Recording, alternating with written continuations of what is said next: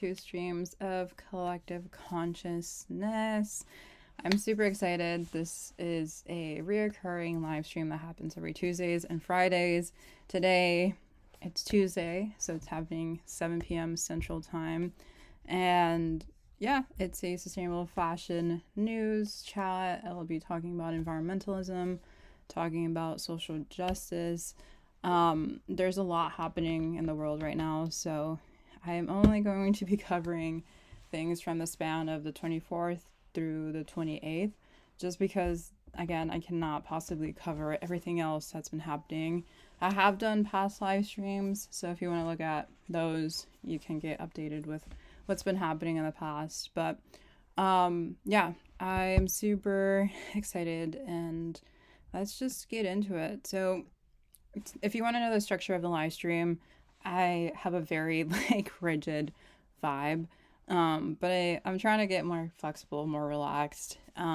This has only been like my fourth ever live stream, so I'm still like getting in the flow of it. But basically, I'll be starting at 6 on Fridays. On Tuesdays, I start at 7 Central Time, and then I just kind of talk about the news.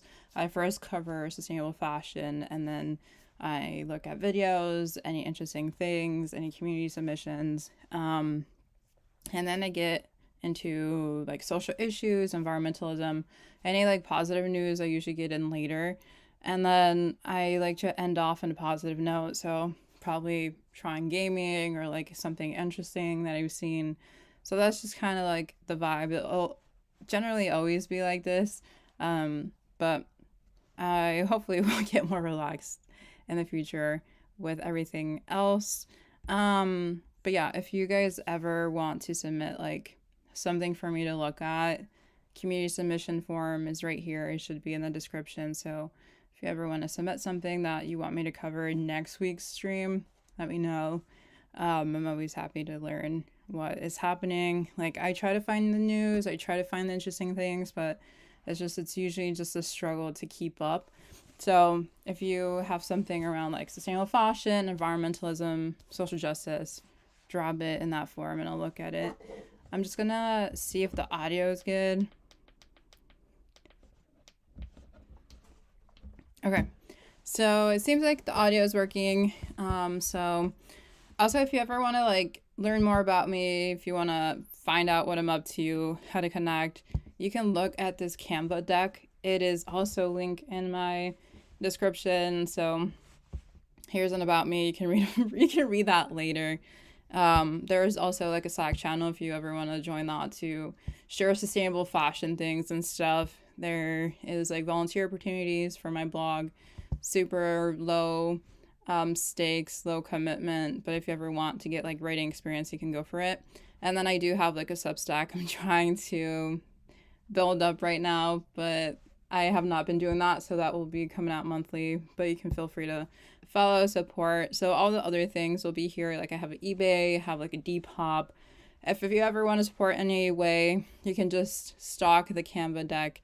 But yeah, these are some things that are coming up. Like I want to work on some courses and things, but I'm excited about the news. I'm just going to skip forward and begin talking about it. So there's been a lot of like fashion weeks that I'm super excited to get into. It's a bit overwhelming to be within this time frame because if you know, there's fashion weeks in Paris and other places. I don't even know anymore. I just keep seeing all the beautiful clothing and I'm like, oh my gosh, how am I going to watch all these fashion shows?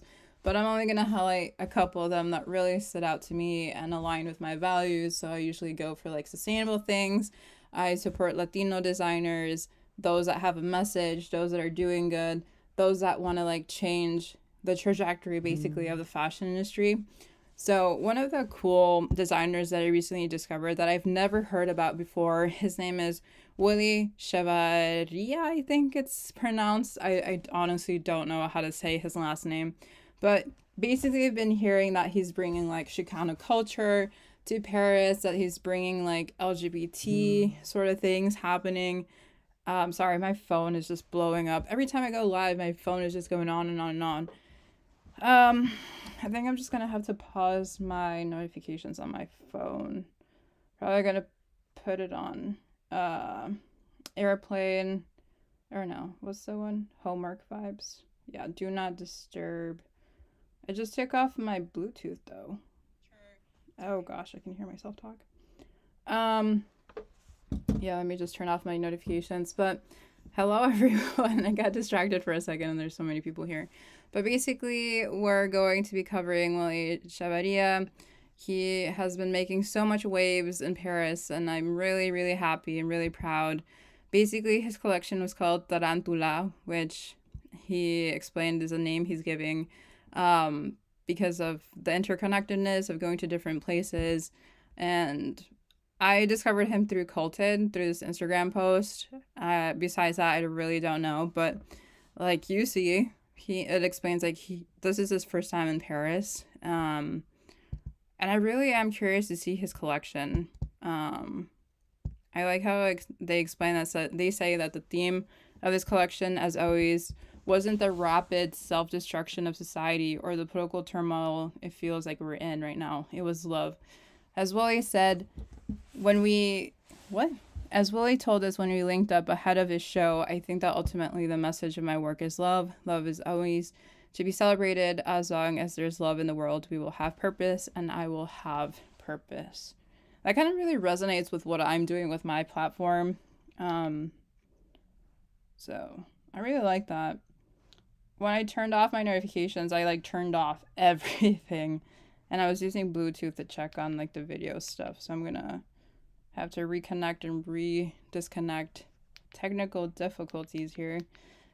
I wonder if you guys have that happen to you too, where you're trying to do something and like everyone wants to have your attention right when you want to do something, but when you're not doing anything, no one is bothering you. It's a very interesting thing. So let's going back to this. I really wouldn't say like his pieces are that unique, to be honest. It does give like Chicano culture and like a Western vibe to things, but I don't really think it's like that interesting. I don't know if I'm being too harsh, but I really like the key details over here. That's a cute thing, but I like how he also used like plus size models. This hair is very interesting. Very interesting. That looks like velvet pants, to be honest. These are like boxing, right? Boxing shorts, boxing pants? Why are they so long? Are those cowboy boots? Okay. He mixed some interesting shoes together. I don't think someone typically would wear these shoes with these pants, but I think it was just like it was for the fashion vibes. This kind of reminds me of like the Zapatistas movement, where like Mexican Americans or Latinos in the 1950s in Los Angeles would wear like oversized tuxedos. This collar is like real. It looks like an airplane. Those airplanes that you make when you're like 5 years old. Yeah, that's an interesting shape. I haven't really seen that though, but I don't know what's happening over here. It's like he put on everything in his closet and was like, yes, this is the vibe. This looks like Adidas. Is this an Adidas collaboration? That looks like the Adidas brand. I do need to make more research on this brand. Maybe I'll put a video on to see his full collection, because I don't really know the context. Like, it seems like there's different like subsections or themes within the fashion show. I like how this is very feminine. I love the trench coat. The zipper detail just kind of makes it feel not that luxury. I don't know what the zipper is doing. For me, it like throws it off, but I don't know for you. Oh, these are nice. I feel like it's giving Zapatistas. Have you guys ever heard of that? Here, let me Google it. I don't know how to spell. Zapatistas. Okay. Oh wait, no, it's not the Zapatistas. It's the, what's it called? The Los Angeles 1950s. I wrote a whole article about it. What are they called? Oversized suits. The thing about me is I have the worst memory. The zoots. I call them the zapatistas.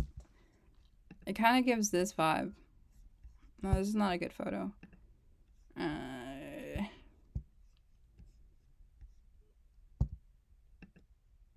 Oh wait, no. It reminds me of this. Do you see? It's like that oversized look. Or maybe I'm just like reading too much into it. It's cute. It's just like I'm confused what the themes are. Maybe I should pull up a YouTube video. Maybe I'll explain. Or give us a better look. Let's watch this. What if fashion was more than just clothing? What if it was a powerful tool for social change? Willy Chavaria is a visionary designer born in California's Central Valley. And he's done just that. Growing up with a Mexican immigrant father and an Irish mother, Willy was shaped by the hard work and resilience of his community. Now his designs tell the story of those often left out of fashion's spotlight. In this video, we'll explore how Chavaria turned his upbringing into bold, groundbreaking fashion statements, elevating everyday workwear into symbols of pride and activism. Willy Chavaria was born in 1967 in Fresno, California, and raised in Huron, California, a small agricultural community in the Central Valley. This rural, predominantly Mexican immigrant town, where his father worked as a field worker, played a major role in shaping his worldview and fashion perspective. Growing up surrounded by Mexican immigrants and their fight for workers' rights during the Cesar Chavez-led United Farm Workers movement deeply influenced Chavaria's commitment to social justice. This environment fueled his desire to represent marginalized communities through his designs, where he often draws on themes of labor, dignity, and cultural pride.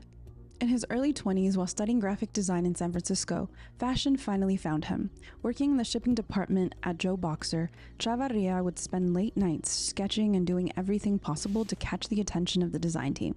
His perseverance paid off. What started as a part-time shipping job turned into an internship with Joe Boxer's founder, Nick Graham, and eventually led to a role as a designer.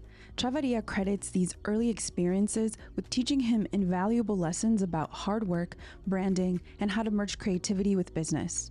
His career took a significant leap forward when Ralph Lauren hired him to work on the RLX athletic line. Chavaria's exposure to the world of high-end fashion refined his understanding of quality and craftsmanship. Working at Ralph Lauren gave him an appreciation for color and design perfection, something he continues to practice today. After Ralph Lauren, Chavaria took on a design director role at American Eagle Outfitters, where he learned the importance of understanding consumer behavior and how to craft commercially successful collections. But Chavaria wanted to do something more personal. He eventually opened a store in Soho called Palmer Trading Company, which specialized in Americana-inspired furniture, accessories, and apparel. After leaving his role at American Eagle, he began to focus entirely on his store, creating his own in-house line of shirts and accessories. As his designs gained attention, especially in Japan, he was encouraged to launch a more personal and authentic label. That's how the Willy Chavaria brand officially came to life in 2015. Chavaria's namesake shop became a space that represented his vision. You know what's crazy? I had no idea who he was. Like, I love the ethos of what he stands for, and we can see, like, we're going to get to where he's at currently, but he's been at it for a while with so many major brands basically backing him up because they want him to work for them. I had no idea. I just wonder why I never heard of him. This video is kind of dragging. Quickly made a name for himself in the fashion world by blending his personal experience with bold, socially conscious designs. His collections became known for oversized silhouettes and a strong political message, often addressing issues like immigration, civil rights, and LGBTQ+ representation. Chavaria was one of the first designers to center his work around inclusivity, long before it became a major trend in the industry. One of his first major collaborations after launching his brand was with Dickies, where he helped create a premium construction line, reflecting its deep roots in workwear and street style. This collaboration was a natural extension of his brand's ethos, which was focused on elevating working class aesthetics into high fashion. Chavarria also made waves by exclusively casting. I like how they said they're incorporating working class aesthetics into luxury. So I wonder if like he's just using the aesthetics for the benefit of like the privileged.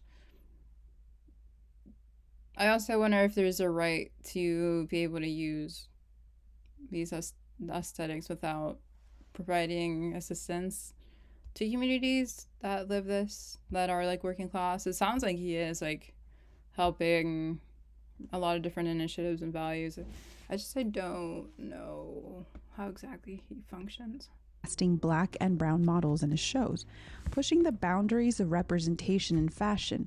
His work often draws on his Chicano heritage, weaving in elements of Mexican American culture and the struggles of marginalized communities. In recent years, Chavarria has taken on the role of Senior Vice President of Design at Calvin Klein, where he continues to bring his politically charged perspective to a broader audience. He balances this high-profile role while still running his own label, providing his versatility and commitment to shaping the future of fashion with inclusivity at its core. Willy Chavaria has created several impactful collections over the years, each known for its unique storytelling, political undertones. Some of the most notable collections include Spring, Summer. Okay, I want to see what he did this year though. I just seen his work. Is it too soon to see it? Oh, there it is. Oh, this is a long video. Why are these videos so long? I shouldn't put the audio on because then I'll get canceled. And you won't be able to see me live stream. Oh, there's a performance? Wait, let's get 5 seconds of this. Come on, hurry up.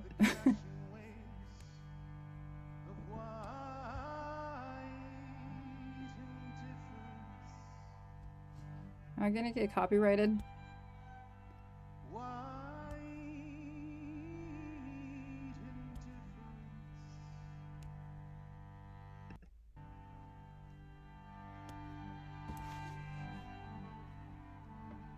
I love the velvet.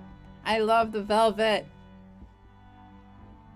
I like how he's mixing femininity with like masculinity. Look at that flower on a man.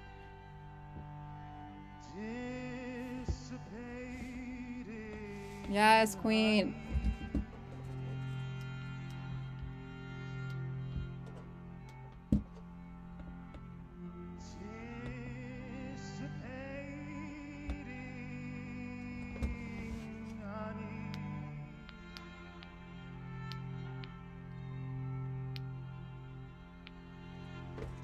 Oh, this one looks like something you would wear for a funeral. Sorry. I don't want to be harsh. I don't want to be harsh today. Oh, those colors are super interesting. It's just like, I don't know where they came from. They look like airplanes. Would you wear them? Was that pajamas? I like looked away for a second.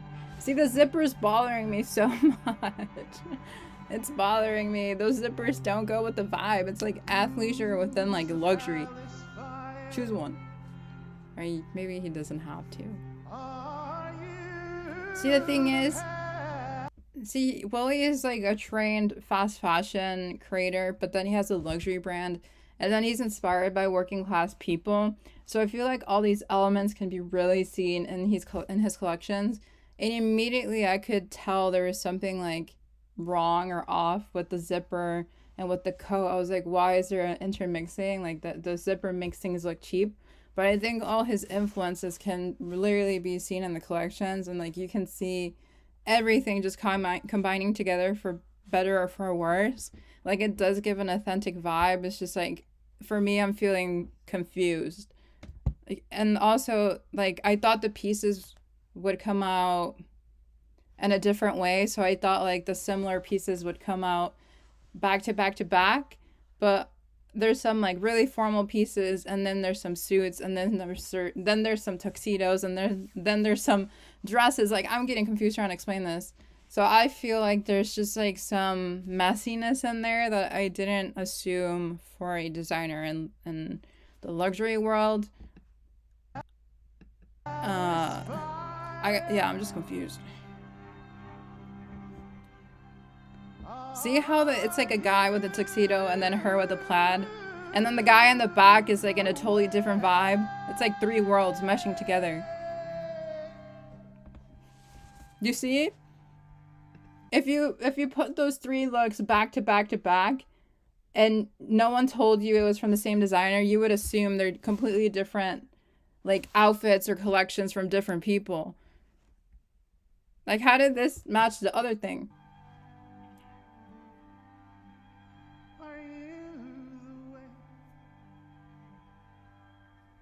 I like the keys.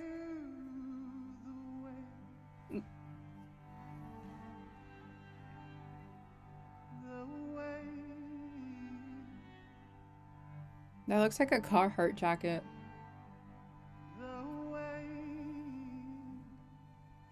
Do you think shoulder pads are gonna come back in? I can see some shoulder pads being used. See those shoulders? And the silhouette's giving like from the 80s.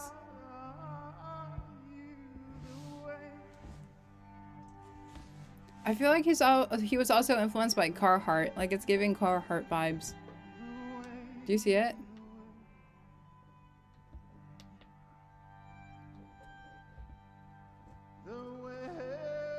I should probably shut up for a second.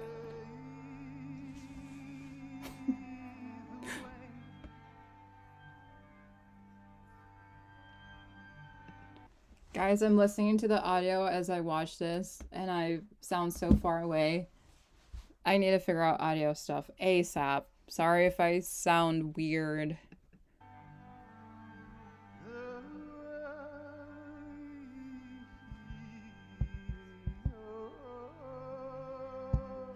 Should we watch this on 2x speed?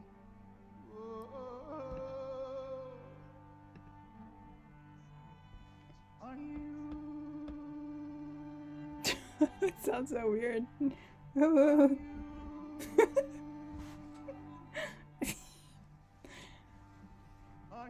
Isn't that a famous person? She's a famous person. Diablo. See how none of the pieces work together? I'm so confused. For the people jumping back in, this is on 2x speed. Oh. Oh. Oh god.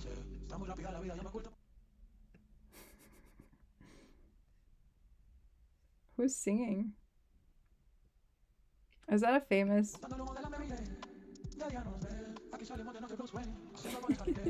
This will help me avoid copyright restrictions. Look at the velvet. Oh my god, the green velvet. I need it from Los Peluches. Wait. Are you guys Mexican? Because growing up, there was a show called Los Peluches. I need to show everyone what I mean. Green suit. Los Peluches. Wait, go. La Familia Peluche. I have a horrible memory. Wait, you will understand. Okay, so it's basically a reality show called La Familia Peluche, and they wear these iconic outfits, okay? And it's all centered around like this sort of material, and it's giving this. This is giving this. Tell me it's not. Tell me it's not. It's giving the same vibe. Am I being delusional right now? Oh my god. I need okay. It's giving that.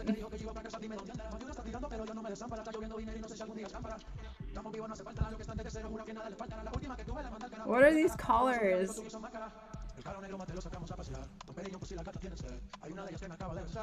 See? It's him. It's him. It's him. Tell me it's not. These are the same people.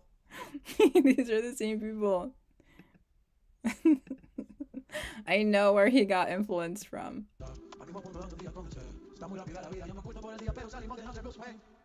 I like the yellow gloves. Tell me that's not this. Tell me no, it's not.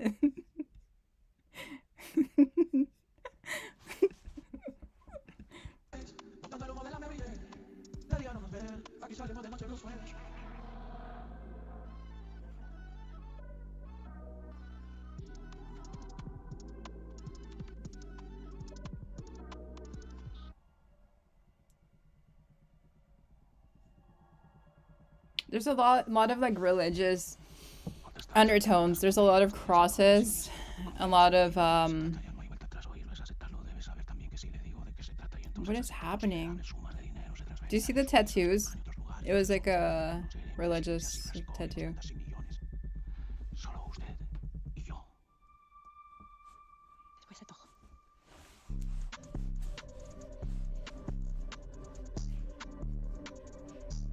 Was this a collaboration? I still have to look that up. I'm gonna get a copyright strike if I keep playing this. I like the collection overall, but just generally confused with what it was supposed to mean. I saw some other information about the show. Oh, okay, yeah, it was Becky G. She was a famous person, yes. She made the debut in Paris Fashion Week. It's her first time. That's so cool. Do you guys know who Becky G is? She is so good. Sad mama. Willy's fashion made me believe that I belonged. That there was actually someone who cared enough about us to create and dedicate art to our culture, Chicano culture. Willy, to support you, to walk in your show, to call you family is truly an honor. Nice. Well, he's definitely bringing opportunities that even like artists wouldn't have entry to, and bringing to the forefront like Chicano culture. I also saw something about like how he was bringing like LGBT stuff to the forefront. I'm not quite sure. Let's look it up. I've never heard of him, so I have no context. We're investigating together.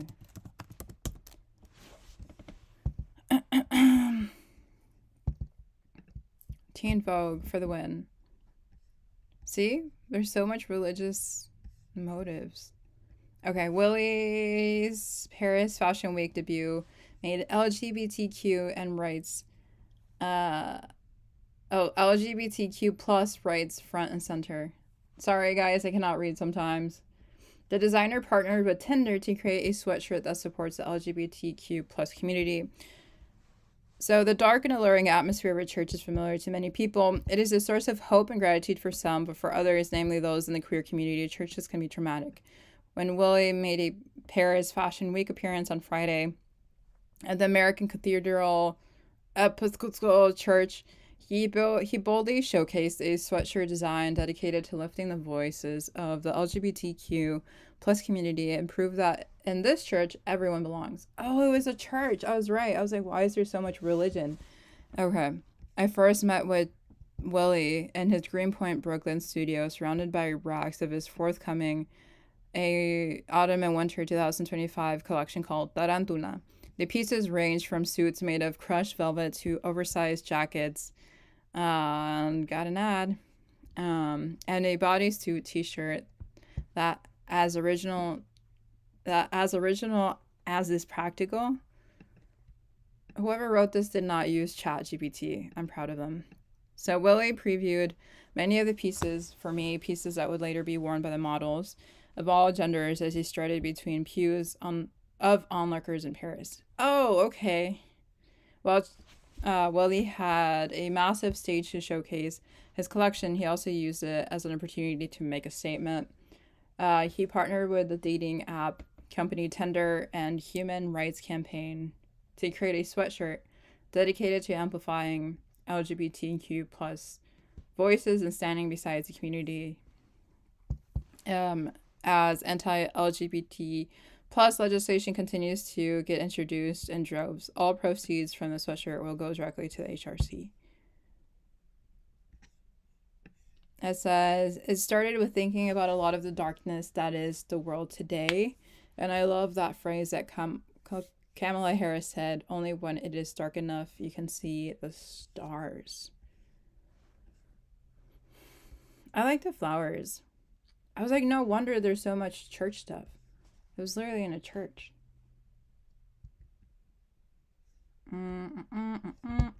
This is a sweatshirt. How we love is who we are.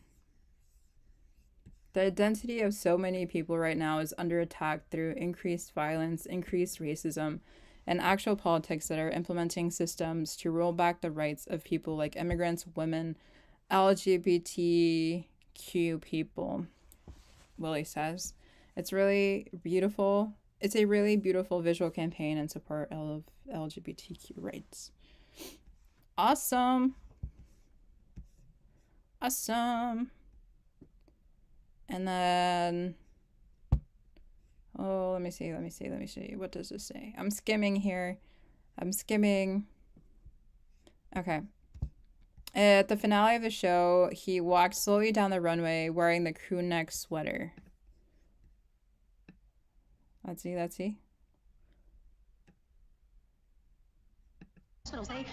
may not be citizens or have the proper documentation, but the vast majority of Oh, let me not have it on 2x. Okay. immigrants are not criminals. They pay taxes and are good neighbors. They are faithful members of our churches and mosques, synagogues, Wadara, and temples. I ask you to have mercy, Mr. President, on those in our communities whose children fear that their parents will be taken away, and that you help those who are fleeing war zones and persecution in their own lands to find compassion and welcome here.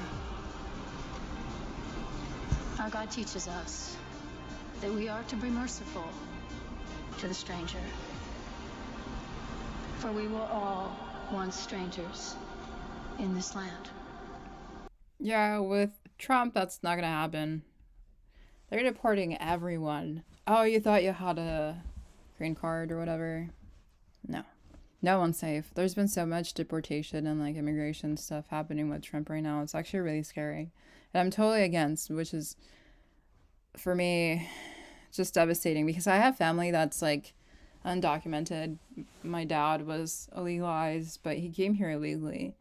And to see so many people with such vibrancy and like so many dreams and so much faith quite literally be stripped of it because of racism and just like very cruel ideologies that blame what's happening in the world on certain people, it's very problematic. So I like how fashion can be a tool to talk about social issues, to really make a statement, to infiltrate spaces that are often for the privileged and for the sake of aesthetics. Like when you think about Paris Fashion Week, you think about colonial powers, you think about Western influences. I think about all these different like privileges that people can have simply by being in a Paris fashion show. And then when you have like Chicano designers like Willy that are making a lot of big political statements and just pushing back against very dogmatic and brutal thoughts and actions, it's really uplifting. And then also being very inclusive to the rights of like the LGBTQ plus community and just making sure to be as inclusive and just like encompassing as possible is a really big testament to what we can do. And yeah, Andrea, like it is heartbreaking. It is so scary what's happening in the world. But fashion can be a tool. Like it doesn't have to be superficial. It doesn't have to be just, a random thing we put on and just forget about it the next day. So this was such an amazing fashion show. I wish I could watch all of it, but for the sake of time, I'm just gonna move on and see what else is happening in the world. Let's see. There's so many tabs. One of the other things that I saw is how there is movement to have more garment worker rights. So I saw this article in Fashion Dive. Let me get into it. I didn't read it, but basically it's an article from Fashion Dive. Basically it's saying representatives from the trade organization joined VF Corp and Columbia Sportswear in Dhaka to advocate for improved labor conditions. So what I've heard so far is that there is garment workers in Bangladesh that want more rights, and they've been punished and penalized in the past for speaking up, and there seems to be more unified efforts to, you know, get them better working conditions, better pay and stuff. And I really like how labor groups, labor unions are joining forces and like building power.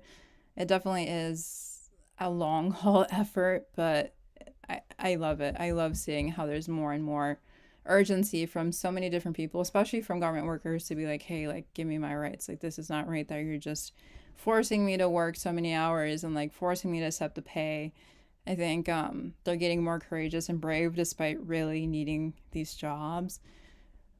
And maybe that's a testament to the growth and interest of sustainable fashion. Maybe it's the growth of more unions, maybe it's the growth of more courage, I don't know, but it's really great to see how, especially in Bangladesh, there's like more partnerships happening.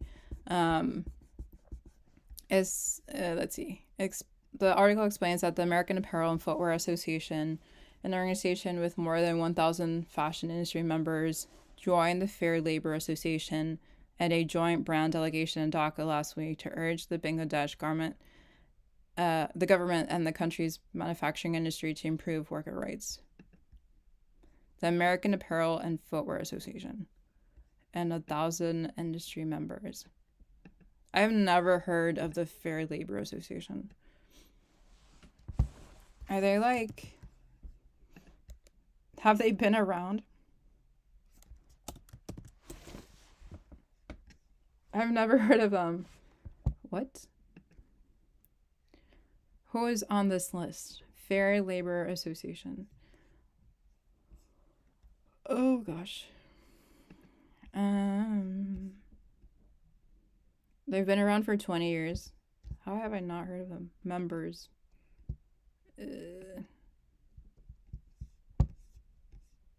Adidas. Burden. There's a lot of brand. Hugo Boss is under this one. Lululemon. New Balance, some bigger ones. Nike. Patagonia. I don't know how much I can trust the fair labor thing. Puma. Under Armour.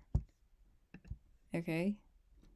The delegation included representatives from different places. So it says Bangladesh is the second largest exporter of ready-made garments in the world, and the industry contributes more than 11% to the country's overall GDP. Workers in the sector are advocating for a livable wage and better conditions and calling on the fashion industry to raise awareness.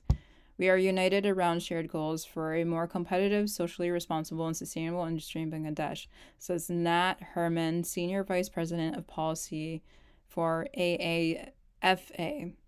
The recent delegation follows a similar one in November 2024, in which AAFA and other member companies met with Bangladesh leadership to advocate for independent trade unions for workers and companies in the country.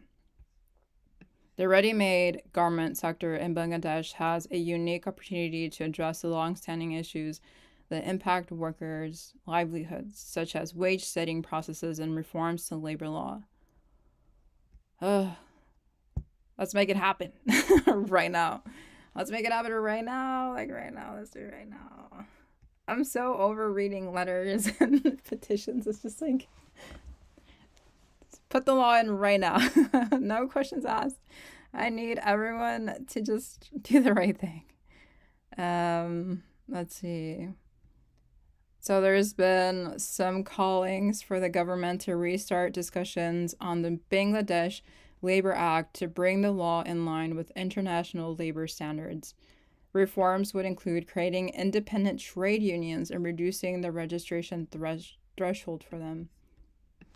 Independent trade unions. Have you guys heard of this law, the Bangladesh Labor Act?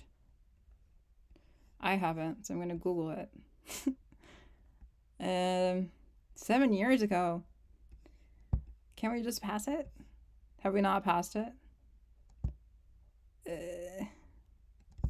Wait, I think it's just like a thing, right? It's just, we need more. Okay. Let's learn.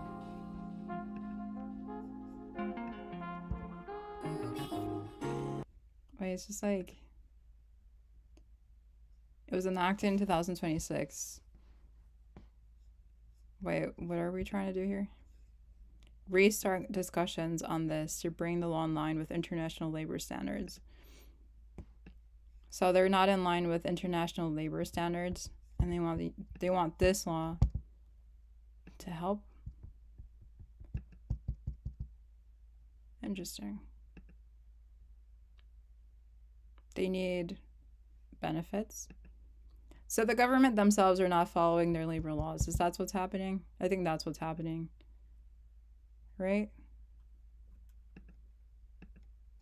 I never thought about that. How is the Bangladesh government excusing the lack of worker rights? Is it because they're not enforcing this law? I don't know, guys. I don't know. Too many questions. Too little time. I'm not gonna ignore this. It's just I'm kind of confused how this Labor Act works in conjunction in giving garment worker rights their rights. But it seems like there's more like labor interest groups and like labor unions being formed. And just more reformation. I think I need more research on this specifically. I don't know how labor laws work in developing countries or like third world countries. I think I definitely need to look into that. But that's interesting. It's like a start of a conversation for a lot of us and like how things work on a global level. Yes.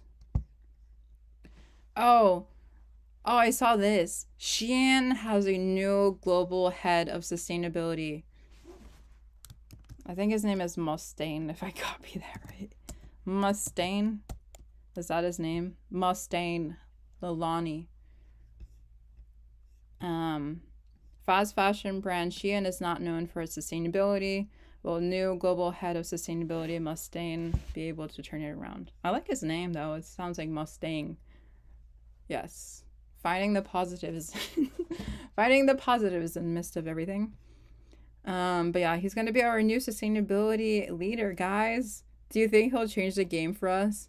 Will he help us with the fast fashion piles and the SHEIN hauls and like the everything? Gosh. Yes, Andrea, Nike is catch. I didn't see your comment until now. Oh gosh. Okay, so Mustan describes himself as a senior sustainability strategist and corporate affairs leader with 14 years experience. He sounds serious. Corporate America, here we come. He delivers high impact B2B and B2C sustainability transformation programs. Guys, he sounds like he knows what he is doing. I think we have a chance. I think we have a chance of fixing fast fashion. Okay. He replaces Adam, who served as senior vice president, global head of sustainability at SHEIN from November 2021 to July 2024. Wait, so we haven't had a sustainability person for a couple months now? So Mustan says he is excited to step into the role as one of the world's largest fashion and retail platforms and pioneer in on-demand fashion. SHEIN represents a disruptive model with the potential to drive sustainability at a unparalleled scale. I think we have a chance. I think we have a chance with Mustan to end fast fashion SHEIN.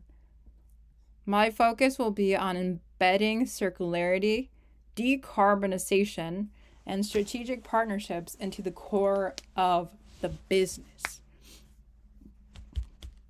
Guys, he sounds legit. The scale and complexity of this challenge are immense, but so is the opportunity to set a new standard for sustainability in the industry. The work ahead requires bold ideas, collaborations, and actions. Let's get to work. Let's get to work, guys. It says here, fast fashion has a bad reputation when it comes to sustainability and is the third most polluting industry, only behind food and construction. SHEIN is the world's largest fast fashion brand as well.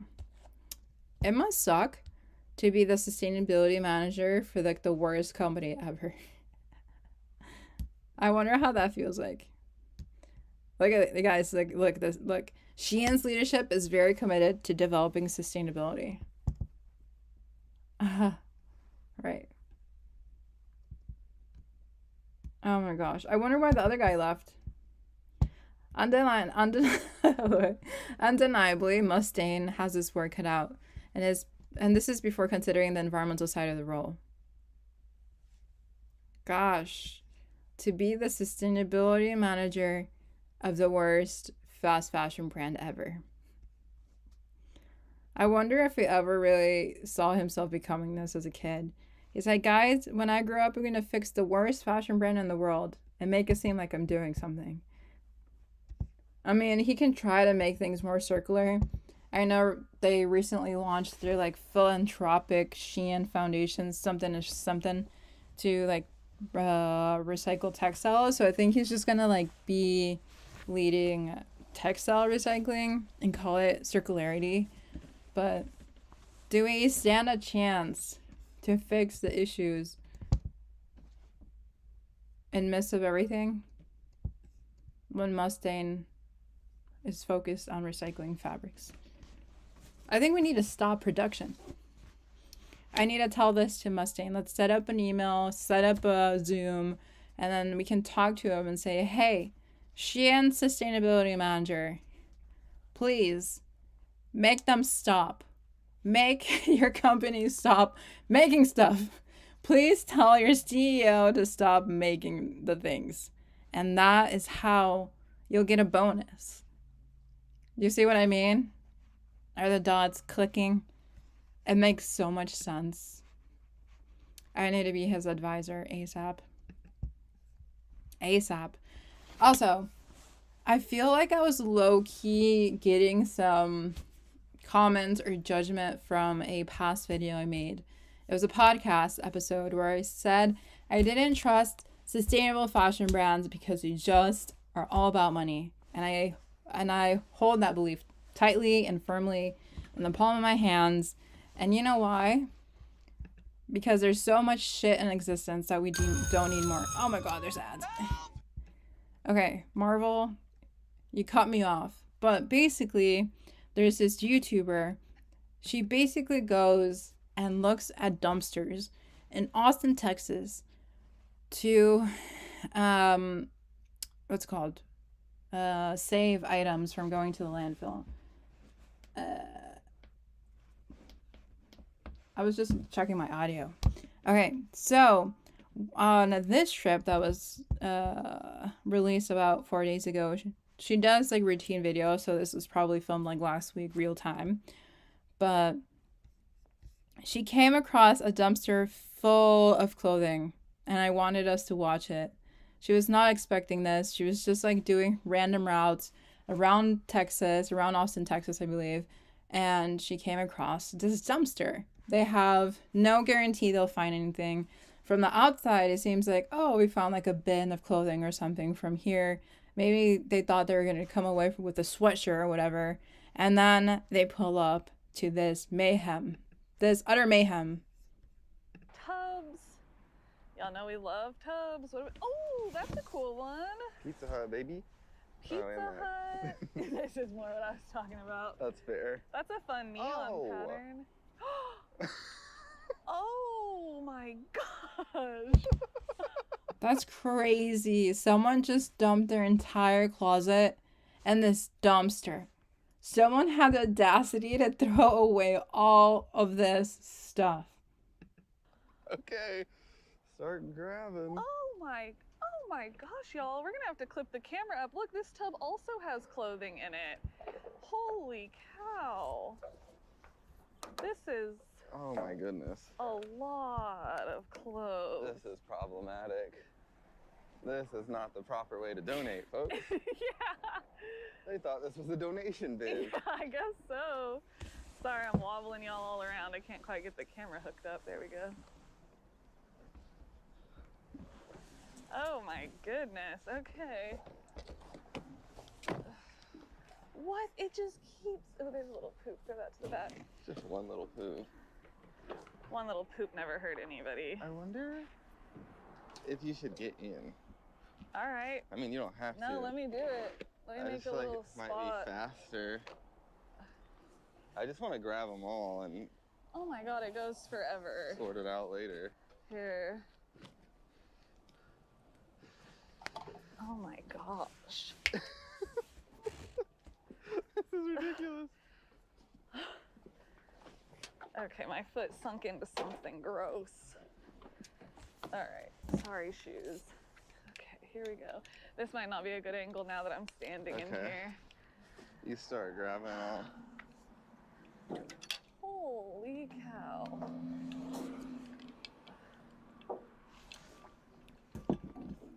This was shocking to see.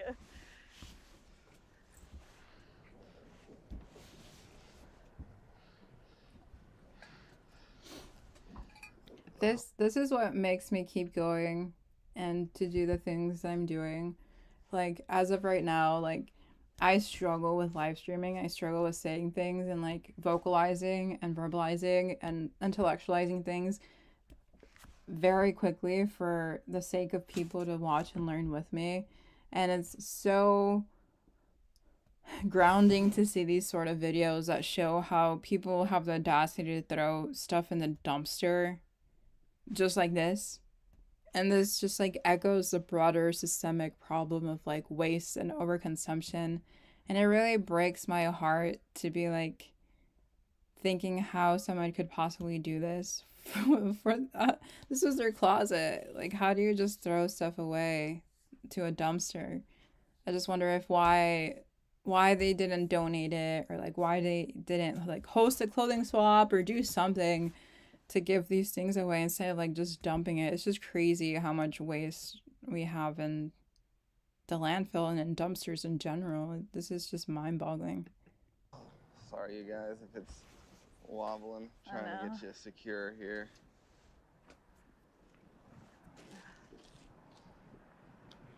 It keeps going. There's so much in here. Oh my gosh. Ooh. I know, like there a was pillowcase. Francisco, there were so many cute things in there when I was watching the video. I was like, dang, I want to buy it. But they don't like sell online. They just sell locally in Austin. Something.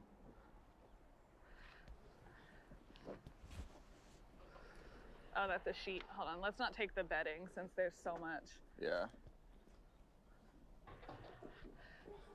Panties. Oh my gosh. It's like, it literally keeps going. I'm gonna go dump a tub. Okay, that's a good idea. You guys, this is so wild. We have not found a clothing haul like this or a dumpster that looks like this in a long time. You always are so curious, how did this happen? What made this the way that they were doing it? There's shoes in here, but I'm not seeing pairs. There's a really cute little bag with the tag on it. I love this bag. I wanted it so bad. Okay. They just don't ship online. Oh, did you see it? I sure did. What a treat. Oh, you guys, that was something I wished I wouldn't have touched. At least I have gloves on. More purses. What are you doing pouring the milk No, not first? the ad, not the ad, blah, blah, blah, blah, blah, blah. Blah, blah. No, no, no, no, no, no. Guys, don't look. Look away. Look away. Okay. That's why you wear gloves. That is why, exactly. You never know what you're going to be grabbing in the dumpster. Yeah. Oh, there's the other shoe. Okay. I wasn't sure if all these pairs of shoes have matches. I think you just, isn't that the match, the one you just tossed back there? Oh, yeah. They had so much clothing. That's the thing. Okay. There's so much. Okay, let's see. Here's more. It's like your eyes kind of can't find stuff. There's so much. Someone had the audacity to throw all this in a dumpster. That's pretty. That's crazy. I would die if I did this. This is one of the... I used to live in Montana, and I literally had no car. It was like -10 degrees, and I found a way to donate my stuff because I refused to throw my stuff away in a dumpster. Even though the dumpster was like right next door, I just could not bring myself to throw my stuff in the dumpster. It's just, how do you just throw stuff away just like that? I could never. The wildest... I wish it would have made it easier, but like, can't. dumps we've ever seen. Absolutely. That would have devastated me. Oh, what is that? I was stepping on it on all sides.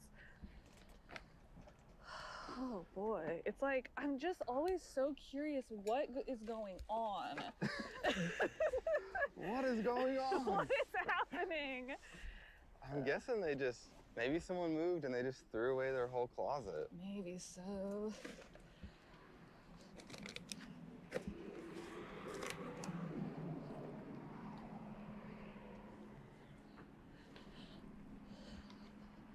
Okay, I gotta reposition now. I think I'm on some stuff. Oh, there's It keeps another bag that going. might be. It keeps going, guys. It keeps going. Look at, this is all they got. And it's like, this kind of stuff is just like filling up the landfills. It's so, I mean, obviously trash. We see so much kitchen trash.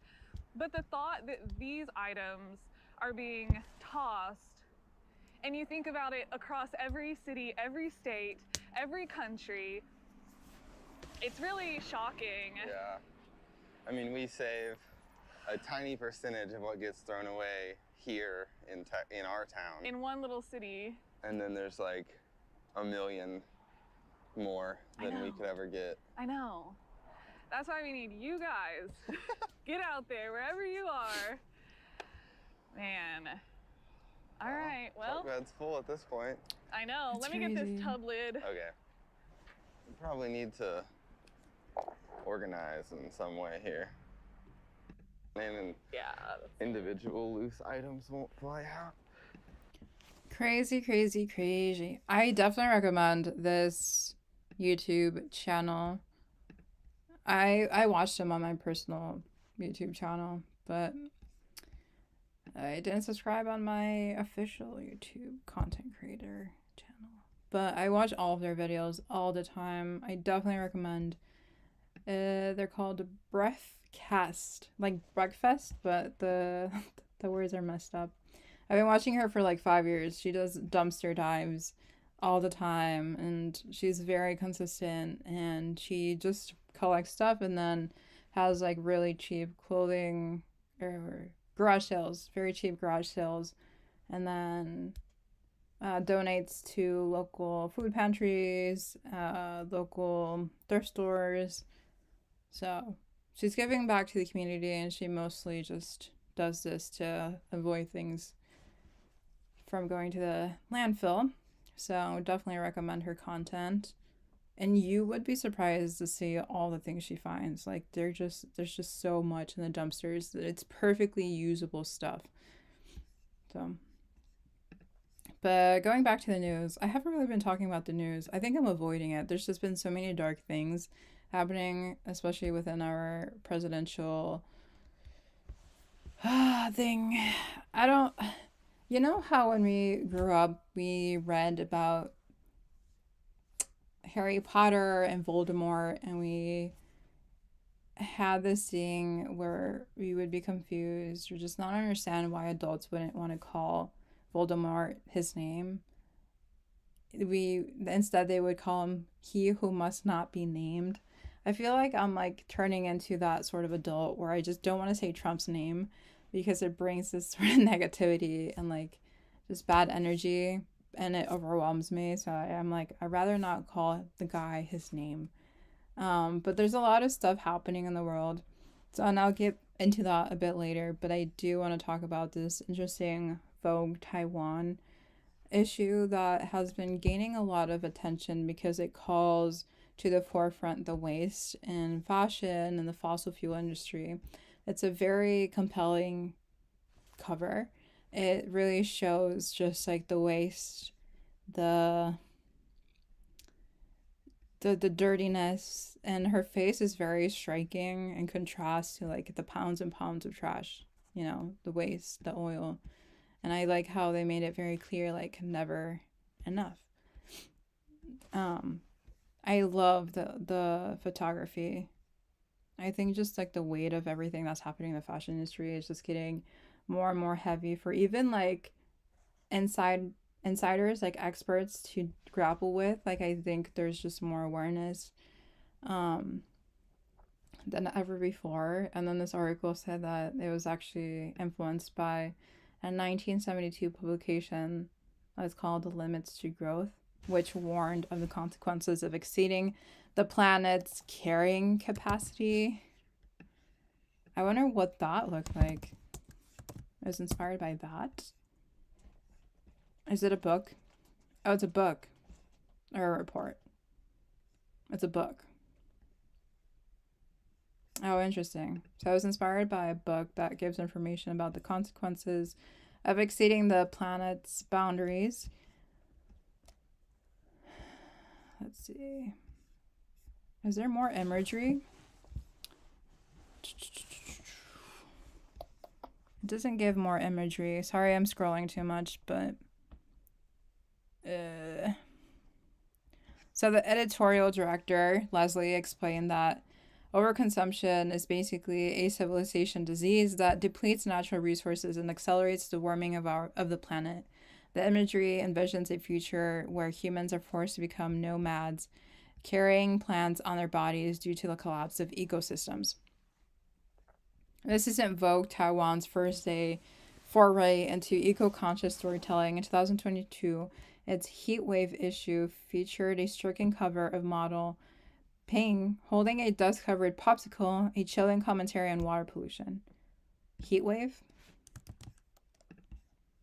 And let me look it up. I haven't heard of it. Vogue Taiwan.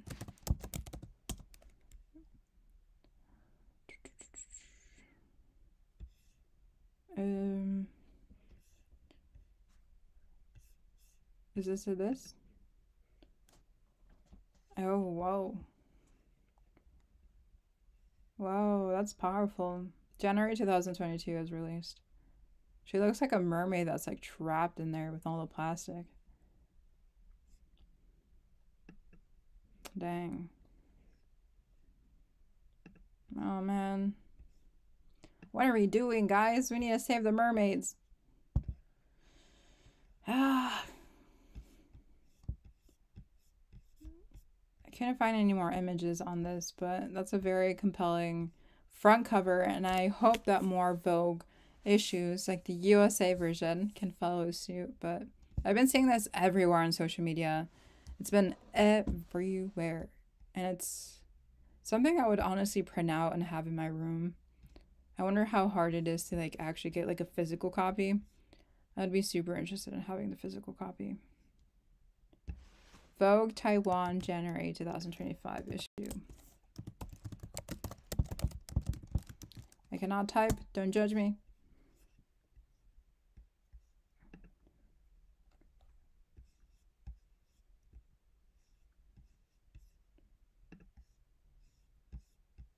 Whoa. Can you ever have enough stuff, guys? Can you have enough stuff?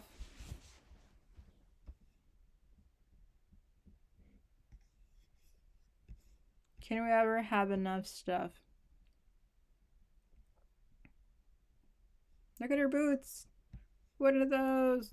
She has mud coming out of it.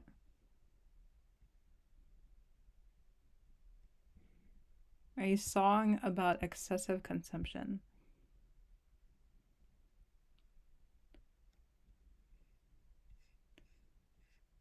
Whoa. It looks AI generated, but it doesn't, I don't think it is. Oh, this is the lollipop that was addressing the water pollution. I love these. I want these in my room. They're very compelling.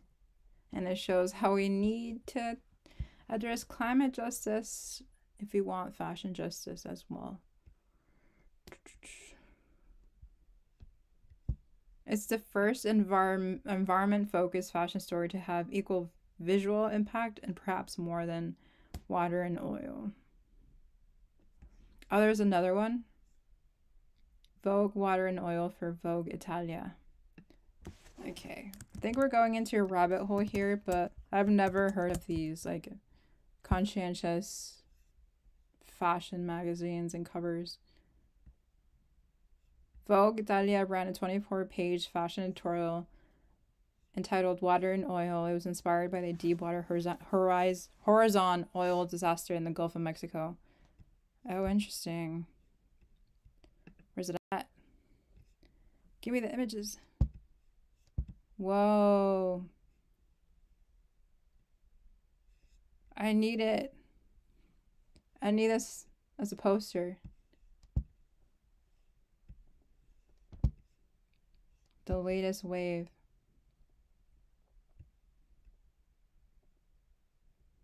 Our dear Franca, editor-in-chief of Vogue Italia, until her passing in 2016, created nonstop the most activist and in-your-face political statements among the Vogues. Not all fashionistas appreciated her activist voice and lamented the renowned editor's refusal to just stick to fashion. Oh my gosh. But it inspired these, which is really cool. I think Taiwan is like on this wave of sustainability more so than any other country, at least for Vogue, for the Vogue team, which is so amazing to see. But I think the people that should really take this up is like the countries most at fault for what's happening in the industry. So like the United States and the UK, we need some more activist and environmental stuff.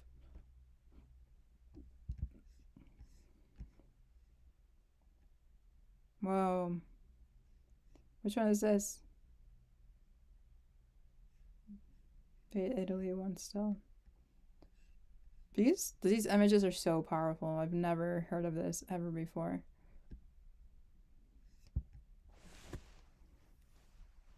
Italian Vogue's Christine I don't know how to say this. The imagery of the oil spill environmental disaster have created a firestorm of controversy about the motives of the magazine and whether or not the fashion shoot is in poor taste. So what you're saying is like some people didn't like how these photos actually had meaning. And like, is this really fashion if it speaks about something important? Is it fashion if she's entrenched in waste and oil and this suffering? Is it fashion when we actually care about something and it speaks about our current climate? Is it fashion when someone is actually deeply entrenched in good values to protect the planet? Right. Because it's only fashion when it's superficial. I think that's like the norm. That's the notion of like these magazines. It can only be profitable and accepted if it doesn't speak about anything except superficiality and like buy our brand because it'll make you feel like you belong. Oh, you care about fashion? Read our magazine so you can feel like you're not enough, so you can buy our stuff so you can feel enough. That's like really the undertone of what they're doing. And when it actually cares about something, oh yeah, that's not fashion. How dare you publicize something that's actually like meaningful? Like, what is this? Why is there controversy about something that's meaningful and thought-provoking, critical about the industry? I cannot with these like superficial fashion quote unquote experts. Oh my gosh. But the good thing is that it's inspired a lot more imagery and visuals and like action within these like mainstream areas of fashion, like these Vogue magazines. Um, I think if a random fashion lover saw these images in a magazine, they would like stop and think and reflect about what's happening and like go beyond the superficiality, go beyond the sake of like name brands, go beyond the like normalized standards of beauty and be like, okay, like what is coming out of her mouth? Like what is this? Like what is that? Like what is happening? And I think with like those editorial pieces of like explaining the issues and the environmental aspects to it, like we would further learn and empathize and like grow together as people instead of seeing fashion as just like this random thing that just we don't really have to think about. But this is great. All this is so great. Like if I had seen this sort of magazine when I was like 15 years old per se, I probably would have been in environmental spaces long before when I had entered. Like I entered when I was 24. If I'd seen this magazine, I probably would have cared about the environment way younger, way sooner. Yeah, these are powerful.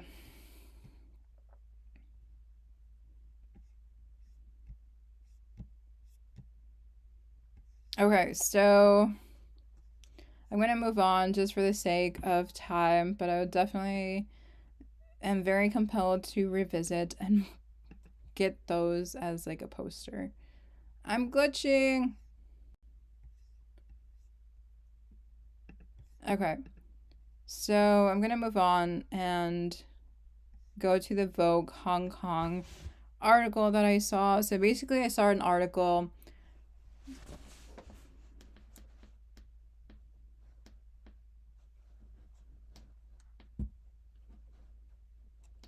Okay, I'm definitely glitching. So basically to move on, I saw this very interesting article from Vogue Hong Kong, and it says fashion forward, sustainability meets stylish expression. So nowadays there's hardly a conversation about fashion that does not include sustainability. For consumers, it's about how to shop less and how to shop better. For designers, it's about reevaluating their creative processes and embracing eco-friendly practices. Beyond opting for timeless, high-quality designs that guarantee wearability, an innovative blend of materials opens up a world of possibilities for sustainable fashion. Yes, Vogue, Hong Kong for the win. Yes. I don't know what this brand is. Louis Bose from Redress. Yes, queen. It's still using like luxury brands, but I think they're emphasizing the sustainability part of things now. Ooh. Nice. I love this imagery. Netta Porter. So this lady is a master of repurposing materials, often a kaleidoscopic, I don't know, that's a big word, explosion of color and textures. Her contemporary, almost sculptural designs often blur the lines between visual art and fashion. She defines her practice as emotional haute couture for its ability to transform discarded material scraps and everyday found objects, bottle caps, shells, car emblems, to name a few, into articles of clothing that stitch together the myriad lives of anonymous people. Guys, I struggle reading, and then when you put hard words in there, it doesn't sound like I know how to read. Myriad? Myriad. Myriad.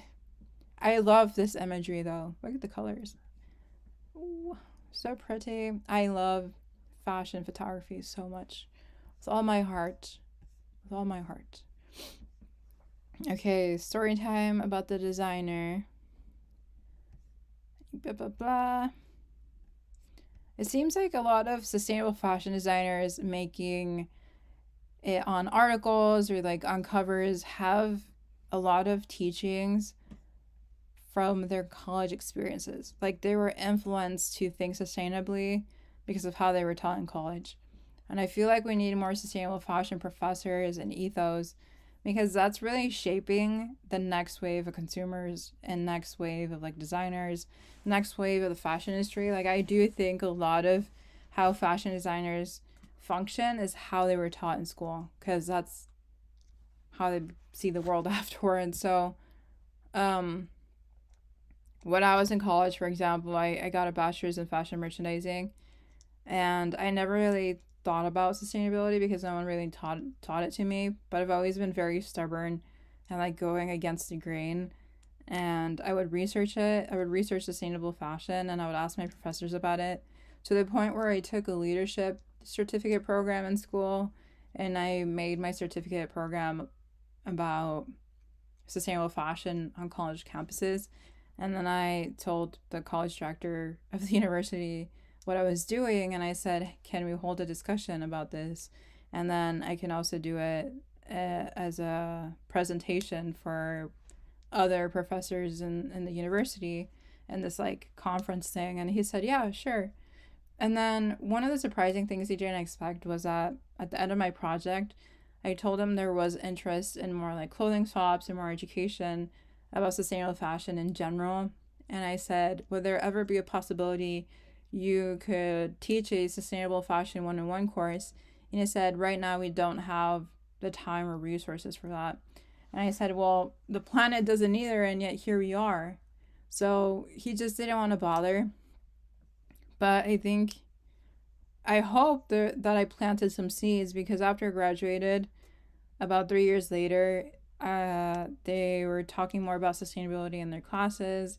And then the fashion director left from that university, and now there's a new director. And now they have like a class on sustainable fashion, which is really great to see. It's just like, I wish I had been taught that, because I felt like I was pushing against some sort of wall or invisible barrier between me and my professors. And I was like known as like the sustainable fashion girl. If like anyone wanted to learn about sustainability, they would go to me.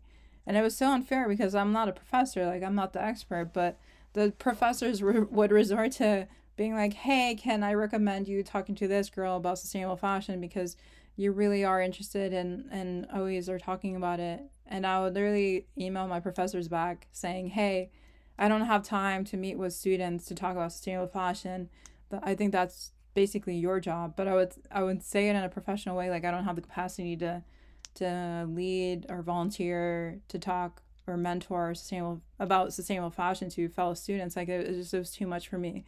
So I really do wish professors take on more efforts to teach about sustainable fashion. I know Parsons is super good about teaching sustainability within their courses. I don't know about any other like institutes, like the Fashion Institute of Technology, FIT in New York. I'm not quite sure how well they do, but the fashion director or the fashion person or the fashion professor in my old university is now in charge of FIT. So probably not.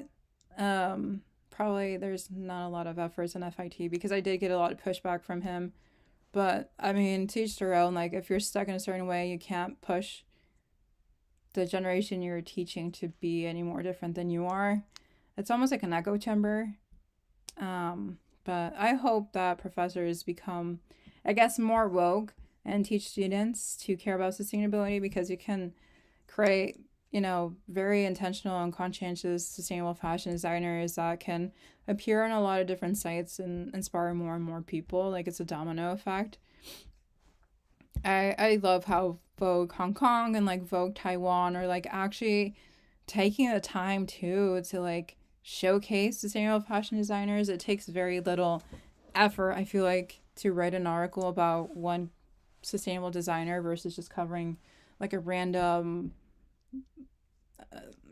meaningless thing. So kudos to everyone that's just wanted to feature the story of sustainability and fashion through Vogue Hong Kong. That's really cool.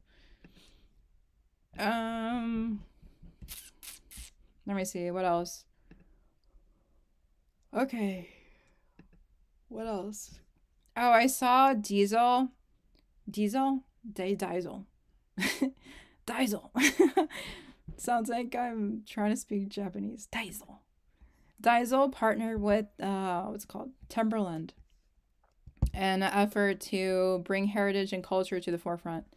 See, I don't really know how to feel when two fashion brands say they want to bring heritage and culture to the forefront. I don't know, man. It makes me nervous. But they're doing it for the sake of coming together to find impactful solutions and empower change. Okay, here's the vibes. I'm scrolling way too fast. I know, this is a problem. Diesel loves for successful living. Where's their shoes? Wait, where's their shoes at? Okay, so this partnership will provide limited edition capsule collections, or a capsule collection that will have shirts available in 6 colorways. Half diesel, half Timberland. Each style is crafted from a diesel denim shirt on the front and Timberland plaid flannel on the back, or vice versa. Oh, they really took things seriously. They're like half and half here. Half partnership, half you, half me. They don't look right. It's like someone went like this with both shirts. So it says, why are they doing this? The capsule collection is constructed from fabric sourced from both brands' respective unsold stock. Interesting. Diesel and Timberland contributed 100,000 euros to the OTB Foundation to benefit projects with the UNHCR, the UN Refugee Agency. Does this have audio? No. They wash it, they revamp it, they mesh the pieces together, and then you got the capsule collection. Nice. Whoa. This, so it's called Diesel Loves. It's an ongoing program and an open call to action for fellow brands to share existing materials, manufacturing, and creative resources to empower change. Oh, okay. Interesting. I don't know how to feel about this. Diesel Loves. Is there a YouTube video? I'm not an article learner, I'm a visual learner. Diesel Loves. Let's see. Nope. Am I not done? Oh, there we go. Diesel Loves Timberland is the new chapter of Diesel Loves, in which 2 iconic brands share creativity and craftsmanship resources in order to find impactful solutions. Diesel Loves Timberland is a collaboration between 2 pioneers at the intersection of heritage and culture, coming together to create a 6-shirt limited edition capsule collection. Each Diesel Loves Timberland shirt is one of a kind, constructed from fabrics sourced from both brands' respective unsold stock. 1/2 diesel, 1/2 Timberland. This partnership is about finding impactful solutions to empower change. I don't know. Do you guys like this? Would you buy this capsule collection? It does avoid textile waste. Or is it just like more consumption? More unnecessary consumption at that. But they are 2 major brands that a lot of people would know and understand. So it does help each other's brand grow and give more like of that sense that they care about the earth. But maybe they're just following trends and don't actually really care. I wonder how the partnership actually came about, like how this conversation even came to be and how they're sharing the profit. I don't know. So... But they did say they were donating the money to, what was it, the UN Refugee Agency? Oh, they only donated a certain amount, so it doesn't matter how much money they get from the capsule collection. They're only going to give this amount, 100,000 euro. So maybe they'll make like $1 million, but at the end of the day, they only donated 100,000 euro. I don't know. They don't say. They don't specify here. Okay, so moving on, I'm going to look at this Forbes article. It says, wealthy cities are generating and... export. Why do I always get this? No, I wanted to learn. Guys, this is so unfair. I literally could have read this article when I first popped it open, but then it has like a limitation of, oh, you can only read 3 free articles and then you're done for. Okay. Never mind. We're moving on, guys. We're moving on. Moving on. Oh, okay. So I saw that this Golden Globes look took...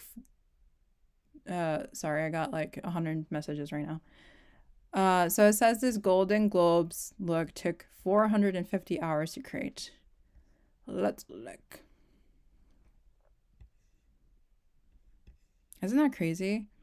Would you personally take 450 hours to make a dress? Whoa. 450 hours? That's a lot of hours. Wait, why do they need so many hours? Wait, let's see the story. It doesn't say. Why did it take so long? Oh, it doesn't say. That's a lot of hours. That'll take multiple months. It doesn't even look like it fits her well. Look at this gap right there, bulge right there. And this is maybe her stomach. But if not, look at, there's like a circle here. I think that's the ripple of the dress. And then a ripple here and here and here. It doesn't really lay exactly on her. I think I needed to be a bit more tailored to her. I don't think this is her body. I think this is a dress, the draping of it. So I wonder what took 450 hours and why it took 450 hours to make. But it's a very beautiful, simple dress. Maybe it was the fabric? I have no clue. It doesn't say. Let me see if there's any other articles. I love when an article just gives no details. They're just like, hey, look at this thing, and gives no context. Guys, we love vague articles, don't we? Okay. Will this say details? Nope. Oh, yeah, it does. Let's see. Details about the dress. Where are you? How does it take someone 450 hours to make a dress? I would love to know. I would love to work with them. It doesn't say. Oh my gosh, this is annoying. What are these articles doing? Why, guys? Why?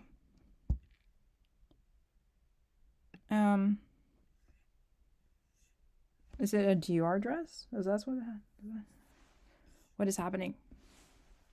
Guys, I'm trying to research this dress and I'm not finding anything. This is how I'm spending a Tuesday at 8 p.m. Central Time. I'm trying to discover how someone took 450 hours to make a dress and I'm finding no information. The dress consisted of a belted bustier top and matching satin leather wrap around skirt and classic clean shape. And we saw it paired with a makeup look. Wow. So informative. It's a beautiful dress. It looks better here than in the runway or in the photo shoot. It's a Dior dress. Oh, they made it for her already in mind. That's like the exact pose that we first saw her in. That's so cool.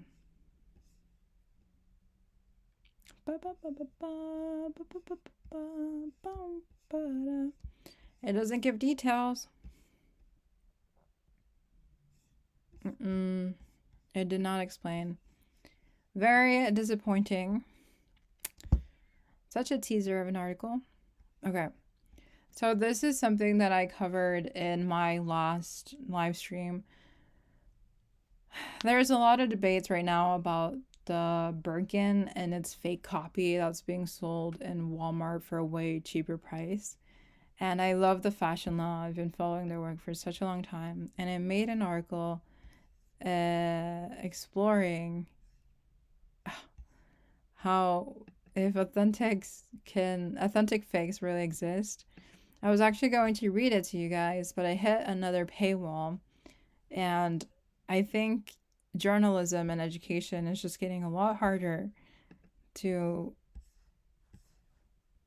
really see as a combined effort behind paywalls. Like, can you really learn with journalism if you have to pay for so much articles all the time? No. Okay, so we're not going to learn. Thank you, the fashion law, for gatekeeping. I don't have money to read an article. Thank you for your efforts, though. Next. Okay, so we're going to move on and talk about what's happening with social issues. So,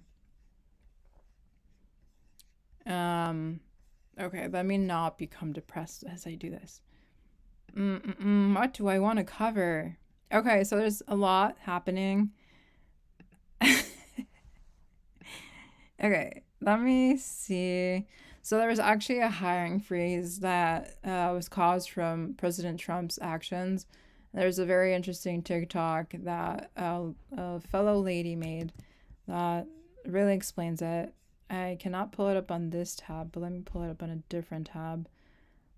I'm logged in on the different one. Blah, blah, blah, blah.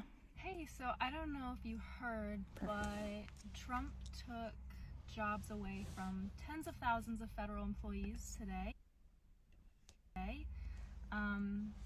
Me being one of them. I have an environmental related job, and so I knew that my job was probably going to be jeopardized within the next 4 years. I was completely expecting that to happen, but I didn't think it was going to happen so soon or in the way that it did. I, along with every other person I know who's working for the National Park Service, received this email this morning. Go ahead and pause it if you need more time to read it. We were told that these jobs that we were offered, we no longer get them. We're not in the middle of the hiring process. We're not in the middle of doing interviews. These are jobs that we were offered, given. We got official offer letters saying, congratulations, you have this job, this is when you're gonna start, and then we just got them taken away. This isn't just the National Park Service, it is like all federal employees. And I guess I don't understand how one person is allowed to make this decision. Because this is devastating for me, because this is my dream job. I went to college and got a degree in order to easily get one of these jobs. I dreamed of being a park ranger, and I made it happen. People move across the country for federal jobs. A lot of people that I've worked with, most people that I've worked with actually have been from places across the country. This job for a lot of people is more than just a summer job. It is, you're committing to a career. And to just have it taken away like that, just so easily, is just crazy. People who start their jobs in within the next week got the same email. Can you imagine moving across the country and then getting an email that says, just kidding, you can't work anymore? This actually happened to me in a different context. So I actually moved to Montana for a sustainable fashion job for this alpaca brand, and they promised me that I would be getting full-time work. And so I started working for them when I was still in Wisconsin. I was living in Wisconsin at the time, and I started working for them remotely. And then when I moved out there, to my surprise, they're like, hey, we no longer have the funds to have you on full-time, so you'll remain part-time. But I think they did this in a very insidious way and promised me everything to get me to Montana. And when I was actually there, they're like, yeah, joke's on you for believing us. Actually, we don't have the funds. It actually won't work out anymore. When I was already really committed and had literally flown across the nation to work for them. And I relate to her because I know how it feels like to have the promise of something, or the promise of a job, promise of stability of your dream job ripped out of your hands and you did literally nothing to deserve this. It was out of the whim of some man that was like, yeah, actually, no, because we don't really care. We don't want you to really like have a good life. We don't care what happens to you. Go fuck yourself. Do whatever you can because that's just how life is. But it's so unfair to everyone else. Like this girl literally sacrificed time to go to college, time to apply, time for the interviews, time for everything, time to move to a whole different place and then have her literal life ripped away because, hey, you no longer have a job. Because one guy decided to be evil, you're telling me that I give my human life, my human hours to the government to work for them. And I do my best because I genuinely enjoy my job. I love being a park ranger. Like I said, it's my dream job. So here I am giving my life to work for the federal government. And they take my job away?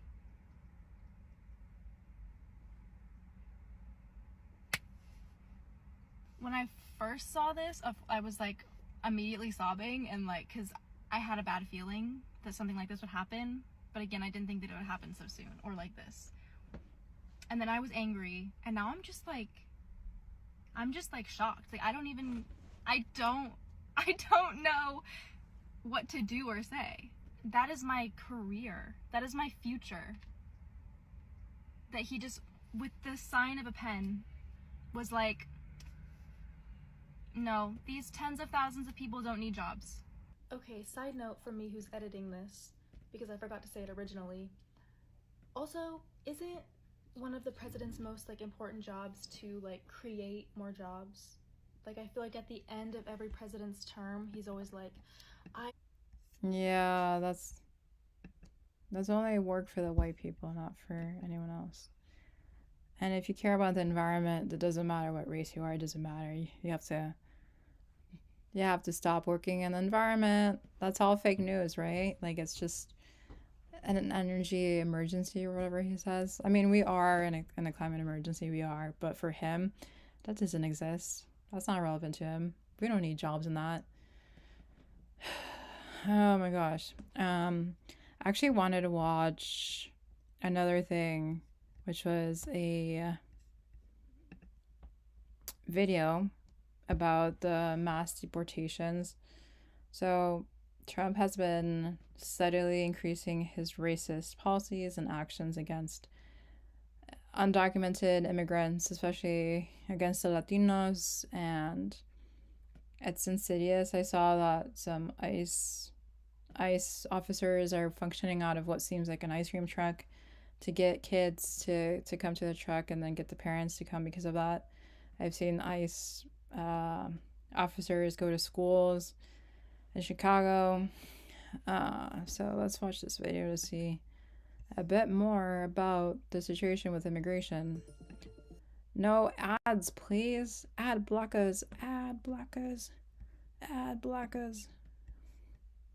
Fascist America, and we're here to say hell no to Trump, to fascism, and to the whole damn system of capitalism, imperialism, which gave birth to this nightmare. This country has fucked up the rest of the world and destroyed people's homelands and forced millions of people from the Congo to Latin America to flee their homelands and seek refuge in places like the U.S., and then they turn around and call them criminals and demonize immigrants. We not cross the border crossed us. They stole Mexican territory. It's us territory. But Trump is crazy.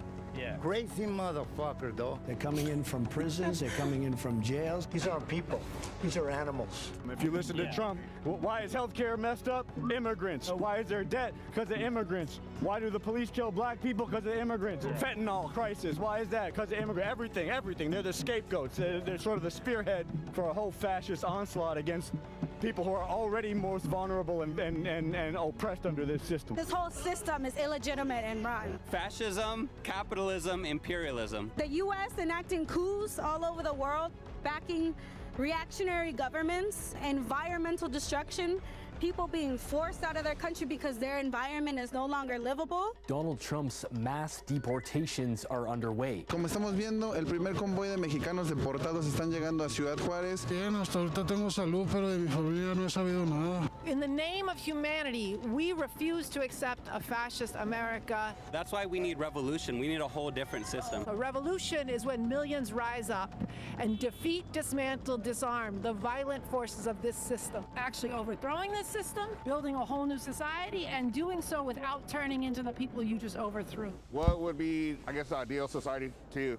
One, a world without borders, where people aren't considered illegal, and one where other people are actually considered as full human beings. We're all illegals.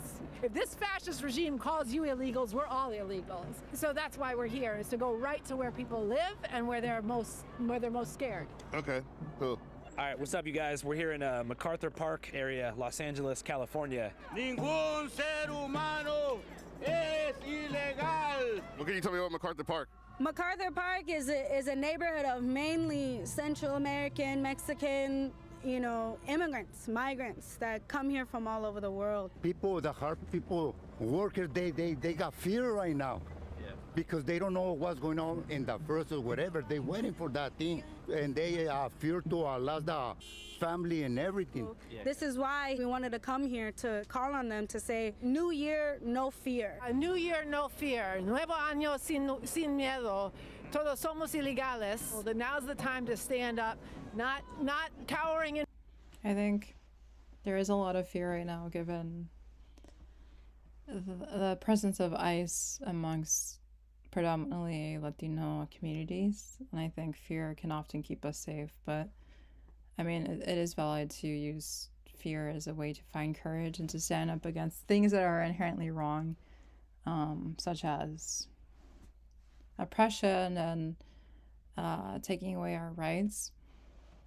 I was seeing that they were even like arresting Native Americans, which is super ironic because they're I feel like the only ones entitled to actually belong in America. So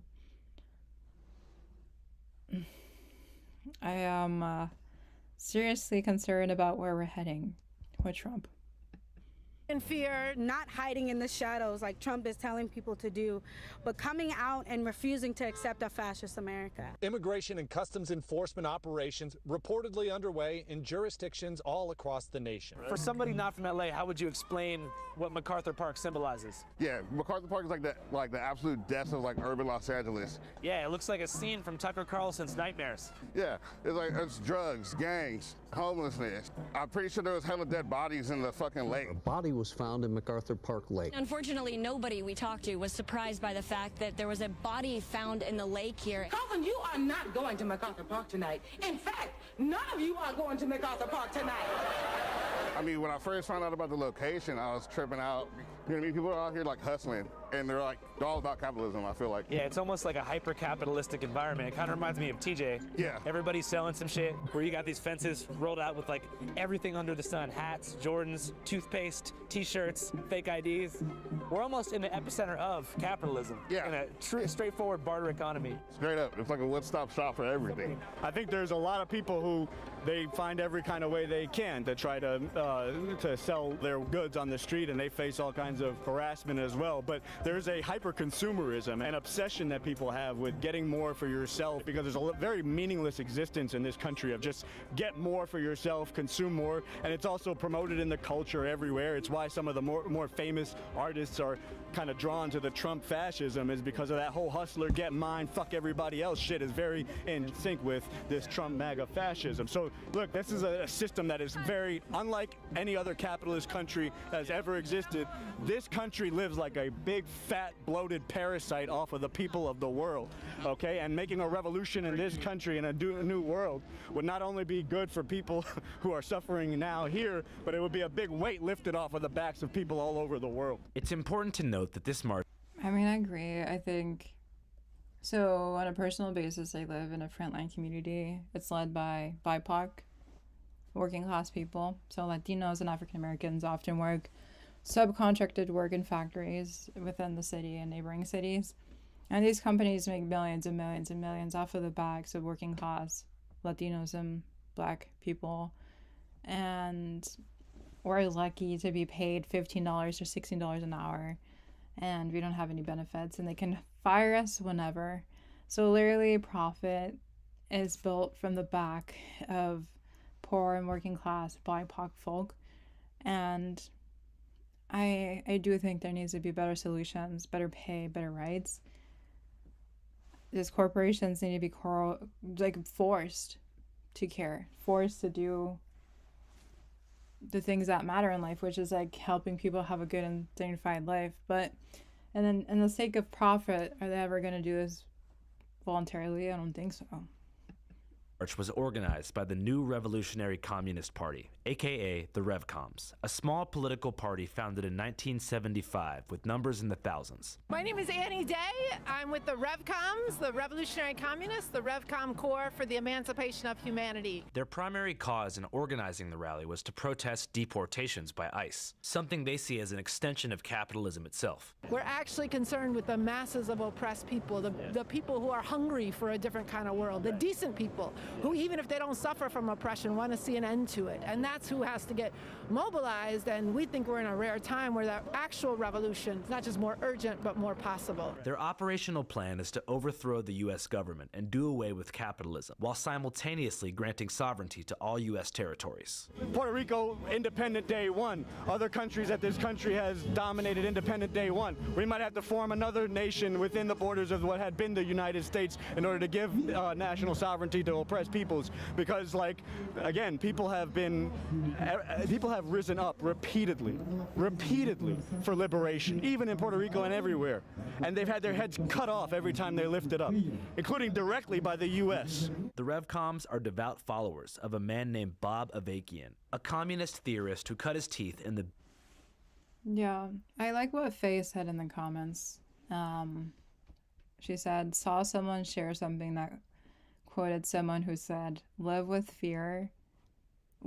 fear, not in the fear. I think I'm actually really fearful a lot of times, and I try not to give into it. Like, I try to, in a way, ignore it or live with it, but I am definitely afraid for myself and for my family and for everyone that doesn't have, I guess, privilege, doesn't have support, doesn't have ways to keep themselves safe. So yeah, that's a good reminder, Faye. Live with the fear, not in the fear.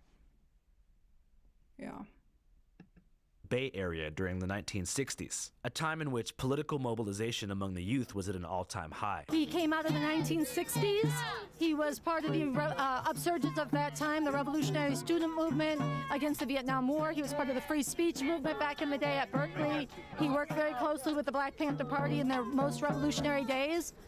And like so many people of that generation, he became a revolutionary. We will not fight racism with racism. We refuse to stoop to the level of a racist to hate somebody because of the color of his skin. During Avakian's heyday, communism seemed to be growing at an exponential rate, along with environmentalism, animal rights movements, farm workers unions, civil rights groups, and other activist organizations. But this would all quickly come to an end in the early 70s, when an FBI counterintelligence program infiltrated, disrupted, and discredited almost all of these organizations and their leaders, leading to diminished numbers. They got pewed off, guys. They were targeted and they got offed by the government. Yes, they did. Very sad. I'm most afraid of the U.S. government. If I have nightmares, it's about the U.S. government, not about anything else. Numbers and widespread disillusionment. I know people who came out of the 1960s who gave up on revolution because they didn't see a way out, and who turned to all kinds of, shooting up, smoking crack, because they didn't have any hope, not just because they were suffering, but because they lost the hope. And, a brother who came out of prison talked about how it wasn't until he found, like, Bob Avakian talking about how to revive the communist movement and save the project of emancipation, that he found, like, there's something to live for and not just to kill ourselves doping up with the enemy's poison. Unlike so many others, he never gave up on revolution because the system didn't get better, and he's forged a new communism. Bob Avakian apparently has a new constitution for a new communist reality. It does lay out the basic principles and a lot of very concrete guidelines and institutional, procedures that could actually guide people on how to begin the day after seizing power, so to speak, and actually transforming society in a way that would be emancipating. Revolution in the Here's a brand new, better way to...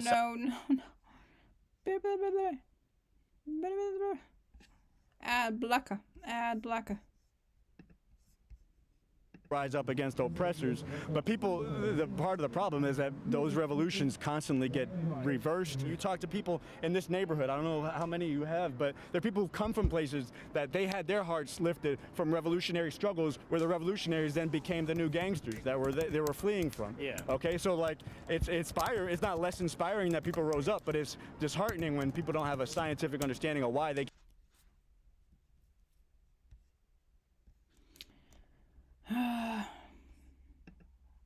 More than 100 migrants from Guatemala are now back in their home country. They were on board a U.S. military plane that landed in Guatemala City just yesterday. One of the migrants now tells CNN that he had been living in the United States for nearly 19 years.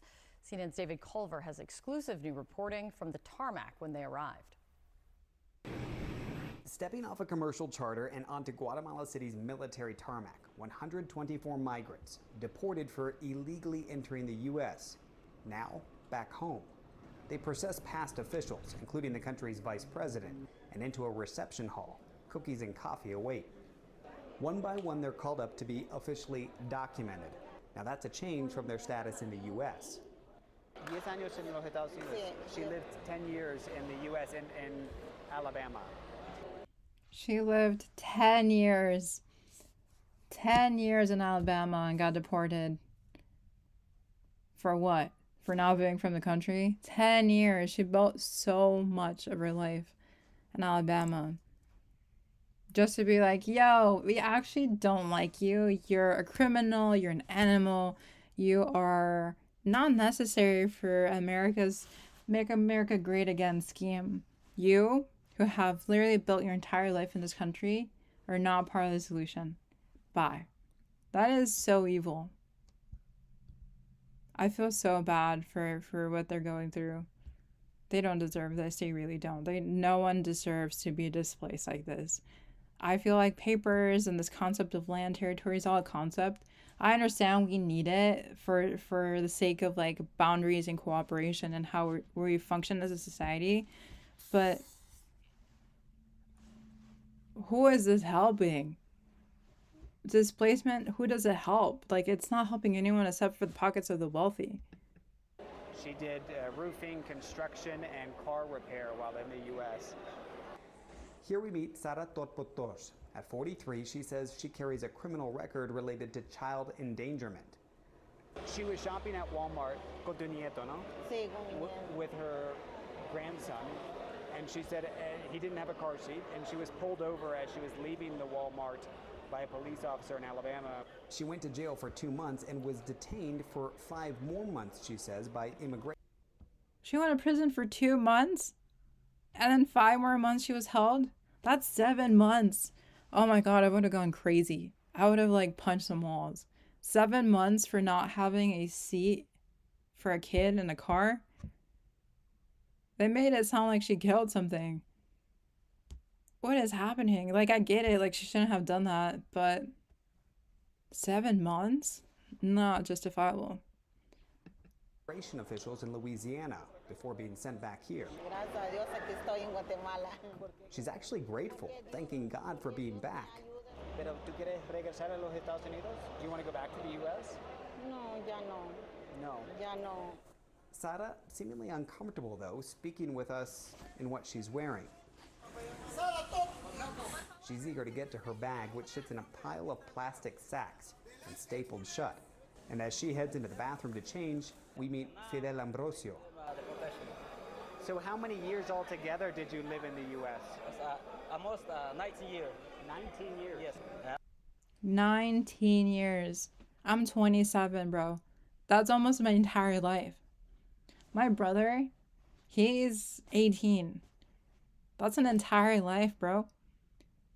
He lived in the United States for 19 years, and he has to go back. 19 years, and it seems like no one cares. 19 years. He looks stressed. Look at him. He looks stressed. He built his entire life for it to come down to nothing. Because some random ass Trump man is like, yo, you're a criminal, go back home, you don't got papers. See ya. Like, where was the process for him to ever become legal here? Where was it ever, like, sympathy for him to be like, let's get you a proper route to stabilize yourself here? Legally, like, there is no legal way to get home here or stabilize yourself here. There is no avenues to become a citizen here. It's so evil for everyone's sake to just be like, yo, you're a criminal, bye. After 19 years, you can't just dismiss someone's life like that. I'm scared. But now with Trump, they say they have to go with a criminal, but we're not a criminal, But you have a trespassing conviction? Yes. Are you going to try to stay here? Or do you think you'll go back? I have to go back, for sure. You'll find a way back? Yes. While Fidel walks freely here, others are pulled aside by Guatemalan police as soon as they arrive, accused of crimes not only in the U.S., but also here in their homeland. They require a lot of resources so as to reintegrate the returnees. Pues de momento no hay una diferencia. Guatemala's vice president tells me it's about the same number, though, that have been arriving in recent years under President Biden. Though she says the use of U.S. military planes, which Guatemala is permitting, is new under President Trump. Back in the reception hall, we almost don't recognize Sara. She's changed into her indigenous wardrobe and feels more at home, now ready to step out. I love how she still has her indigenous clothing and seems so much more relaxed and at peace once she wore it. That's a queen right there. That's a baddie. That's an artisanal indigenous fashion baddie. She is not a criminal. She is not a criminal. Nope. And reunite with her daughter.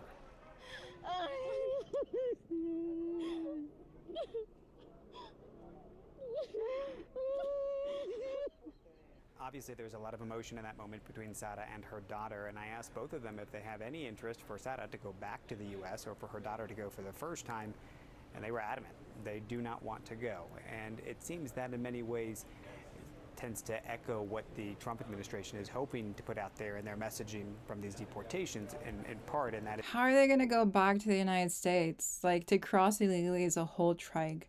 It's so hard on your body, mentally. It costs money. Like, even if they did make it back to the United States, what's her life now? Maybe they'll just be deported again. Like, there's so much risk. And hopefully they can find some peace and happiness in their home country like Guatemala. But we cannot let that dismiss the loss and the hardship and the suffering they've already gone through to make a space for themselves here in the United States. They deserved a good life here. Like me, like you, like everyone else, we all deserve a good life. And it doesn't matter what quote-unquote nation we were born in to make that not happen. Like, I just don't feel like I deserve to be in the United States just because I was born here. Like, we all should deserve a chance. It's this idea that they're less than, or like they don't belong here, or like they're ruining us, but they were just born in a different part of the earth. That's just really it. That's just really it. And I don't think America's really that cool anyways. I mean, if I could trade places with someone else, I probably would, because I'm not proud of being an American, but I am grateful for the position I'm in. I have comfort and support and stability and privilege. But like, how can we treat people like this and justify it? That's when I'm embarrassed to be American. I can't. I could never. Oh my God. Is a deterrence factor to keep people from wanting to go into the U.S. in the first place. However, then you meet others like Fidel, who said it doesn't stop him. He's going to try as many times as possible to get back to the U.S., be it legal or illegal. David Culver, CNN, Guatemala City. Check this out. I'm going to Bro, I feel like my blood is boiling right now. Oh, why is there so many ads? Ad blocker, ad blocker. No.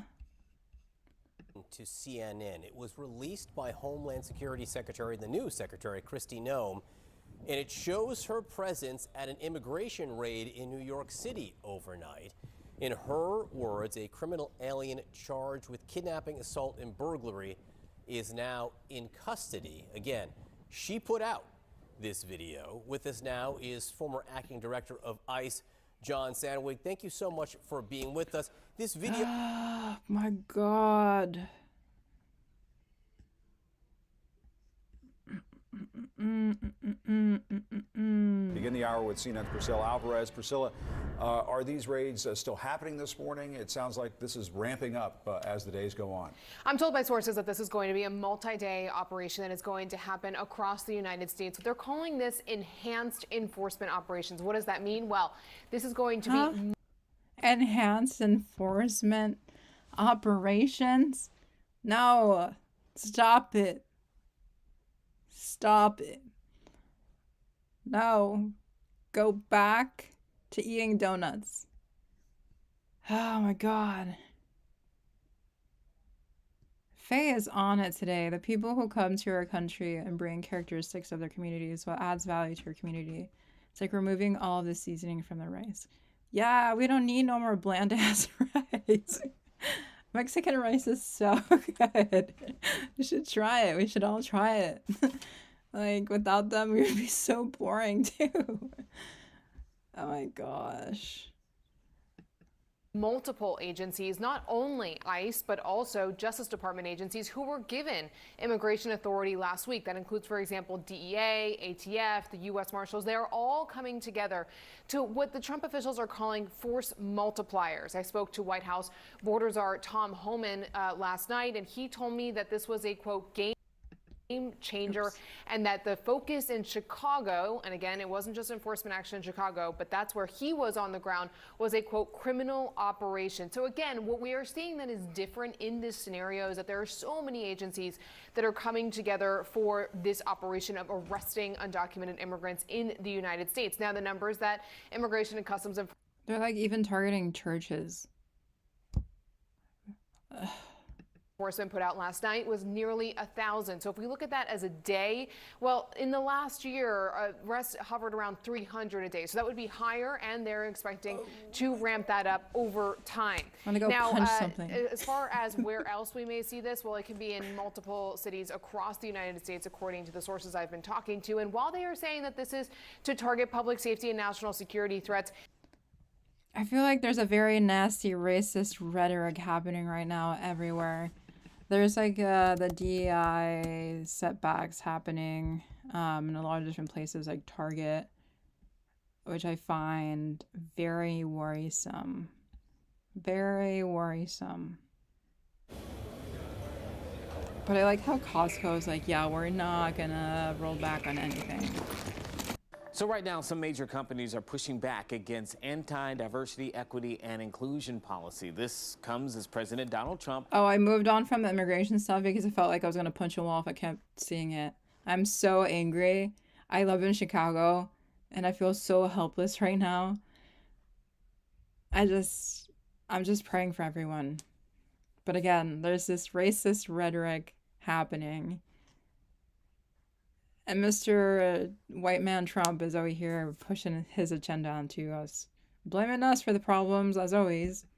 Signed an executive order eliminating federal DEI. And by us, I mean BIPOC working class people who are just trying to survive. Initiatives. We start with Costco's, which their board of directors voted unanimously against a proposal to scale back its practices, saying their commitment to respect and inclusion is appropriate and necessary. Now, ultimately, this decision will come down to the company's shareholders, who are expected to take action today.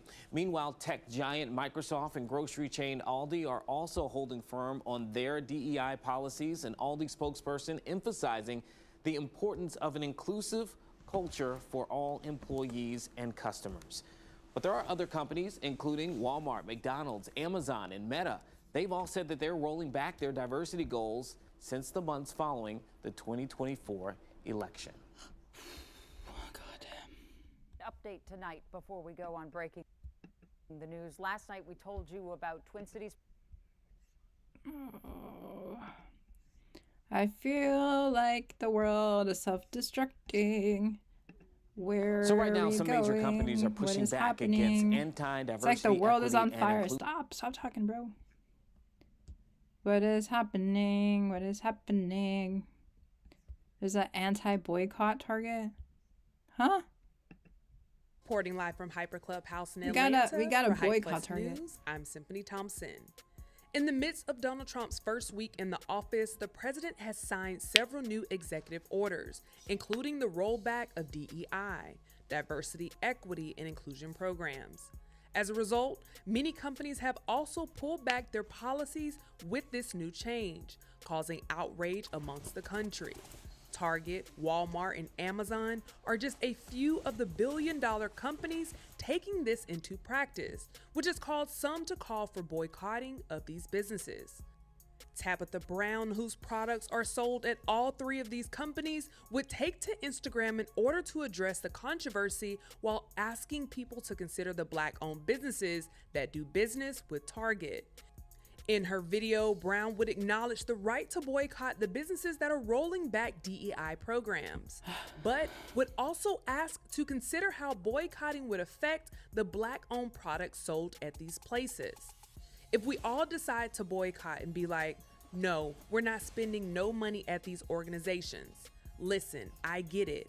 And if that's how you feel, honey, I get it. But so many of us will be affected. Our sales will drop. Our businesses will be hurt. Brown would emphasize that boycotting without a strategy could unintentionally harm the business the community wants to uplift. She would state boycotting retailers would give them the chance to justify pulling them from the shelves if they don't sell well. If we all decide to stop supporting said businesses and say, I can't buy nothing from there, even the businesses who were affected by the DEI ban, right? What that does is you take all our sales and they dwindle down, and then those companies get to say, oh, your products are not performing, and they can remove them from the shelves and then put their preferred businesses on the shelves. And then what happens to all the businesses who've worked so hard to get where they are? Then what happens? I don't know. There's like no perfect way of boycotting, especially if there is like these sort of brands within Target. Well, let's say we just boycott other products, or we just specifically buy your products. I don't know the solution to like a perfect way to boycott, especially when they're supporting brands like hers within the store.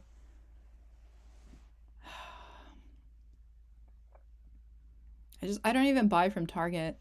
I really had an interesting experience because I usually drop off my brother to college on Saturday mornings, and I don't really have much to do, and I had to buy like a plug-in thing for my computer, and I went to Target because it was the closest thing and I hadn't been.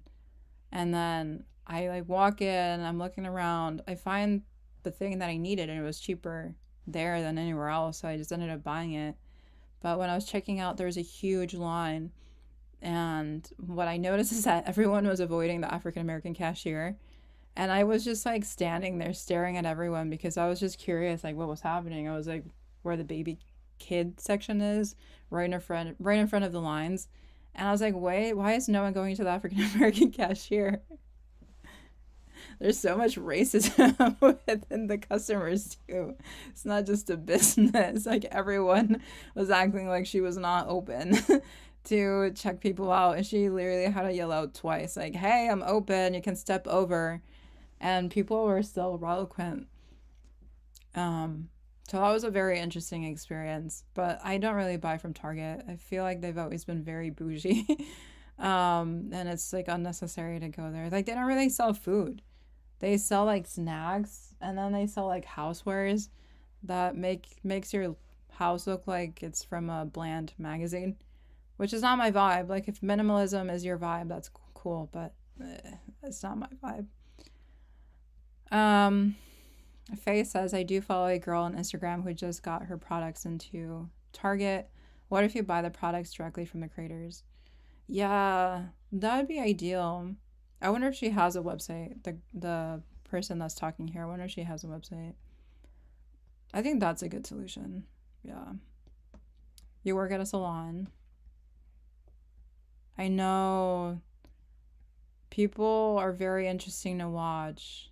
People will say and do a lot of things. Very interesting. But yeah, just like standing there watching the people, I was so confused. I was like, is this subconscious or conscious racism that I'm watching? I don't know. Maybe they're influenced by like the DEI decision, because I think it came out that same day or a day later. But I wasn't surprised when Target was like, yeah, like fuck DEI stuff. It's just okay. Unfortunately, it seems like Brown's message was misinterpreted, as many social media users online would rather Brown direct her energy towards Target as opposed to Black consumers. One user on social media would write, "Sorry to Mrs. Tabitha Brown, but she needs to redirect her energy and talk to Target execs about letting her out of that Target exclusive contract, instead of talking to Black folks about rightfully taking our Black dollars literally anywhere else." Another online user would agree and write, "I don't like what Tabitha Brown said, because she is insinuating that the fate of her brand and other Black brands is in the hands of boycotting Black consumers, instead of placing blame on the actual companies rolling back DEI initiatives that will likely drop her." Now, as her original message wasn't properly received, to clear the air, Brown would post another message on Twitter with a caption reading, "Since so many people didn't watch to the end of my video and have created a false narrative, this is not about me. This is bigger than me." Yeah, it's a wider topic. It's very nuanced, so I wouldn't want anyone to hate on her. Oh my gosh. Okay, so I'm gonna actually end the live stream very soon, but there has been a lot of things happening, like the open source, what's it called? I forgot what it's called. What's called the deep wave, deep stuff? I don't know. It's about the China and the AI thing that's happening. Probably gonna end off here just because China is coming out with a bunch of stuff with technology, and it's affecting the markets. This video explained it really well. And is open source. China just released an AI model. I also can't talk anymore. I'm barely saying anything coherent. So I'm just gonna watch this and then probably hop off. China just released an AI model that's smarter than ChatGPT's latest $200 a month offering, and is completely free with no usage limits. And is open source, meaning they're showing you all their code, so it's not some special secret that you have to pay them to use. And their work is just out there for any AI developer who wants to learn exactly how they did it and build a similar model by themselves. For companies like OpenAI and Meta that have tried to gatekeep this AI technology to make as much money as possible, this has caused a lot of panic. Yeah, Faye, you've been great. Thanks for watching. It's like 9 p.m. East Central Time, my time, so if you watch next time, hopefully I have a bit more energy. But yeah, thanks for being here.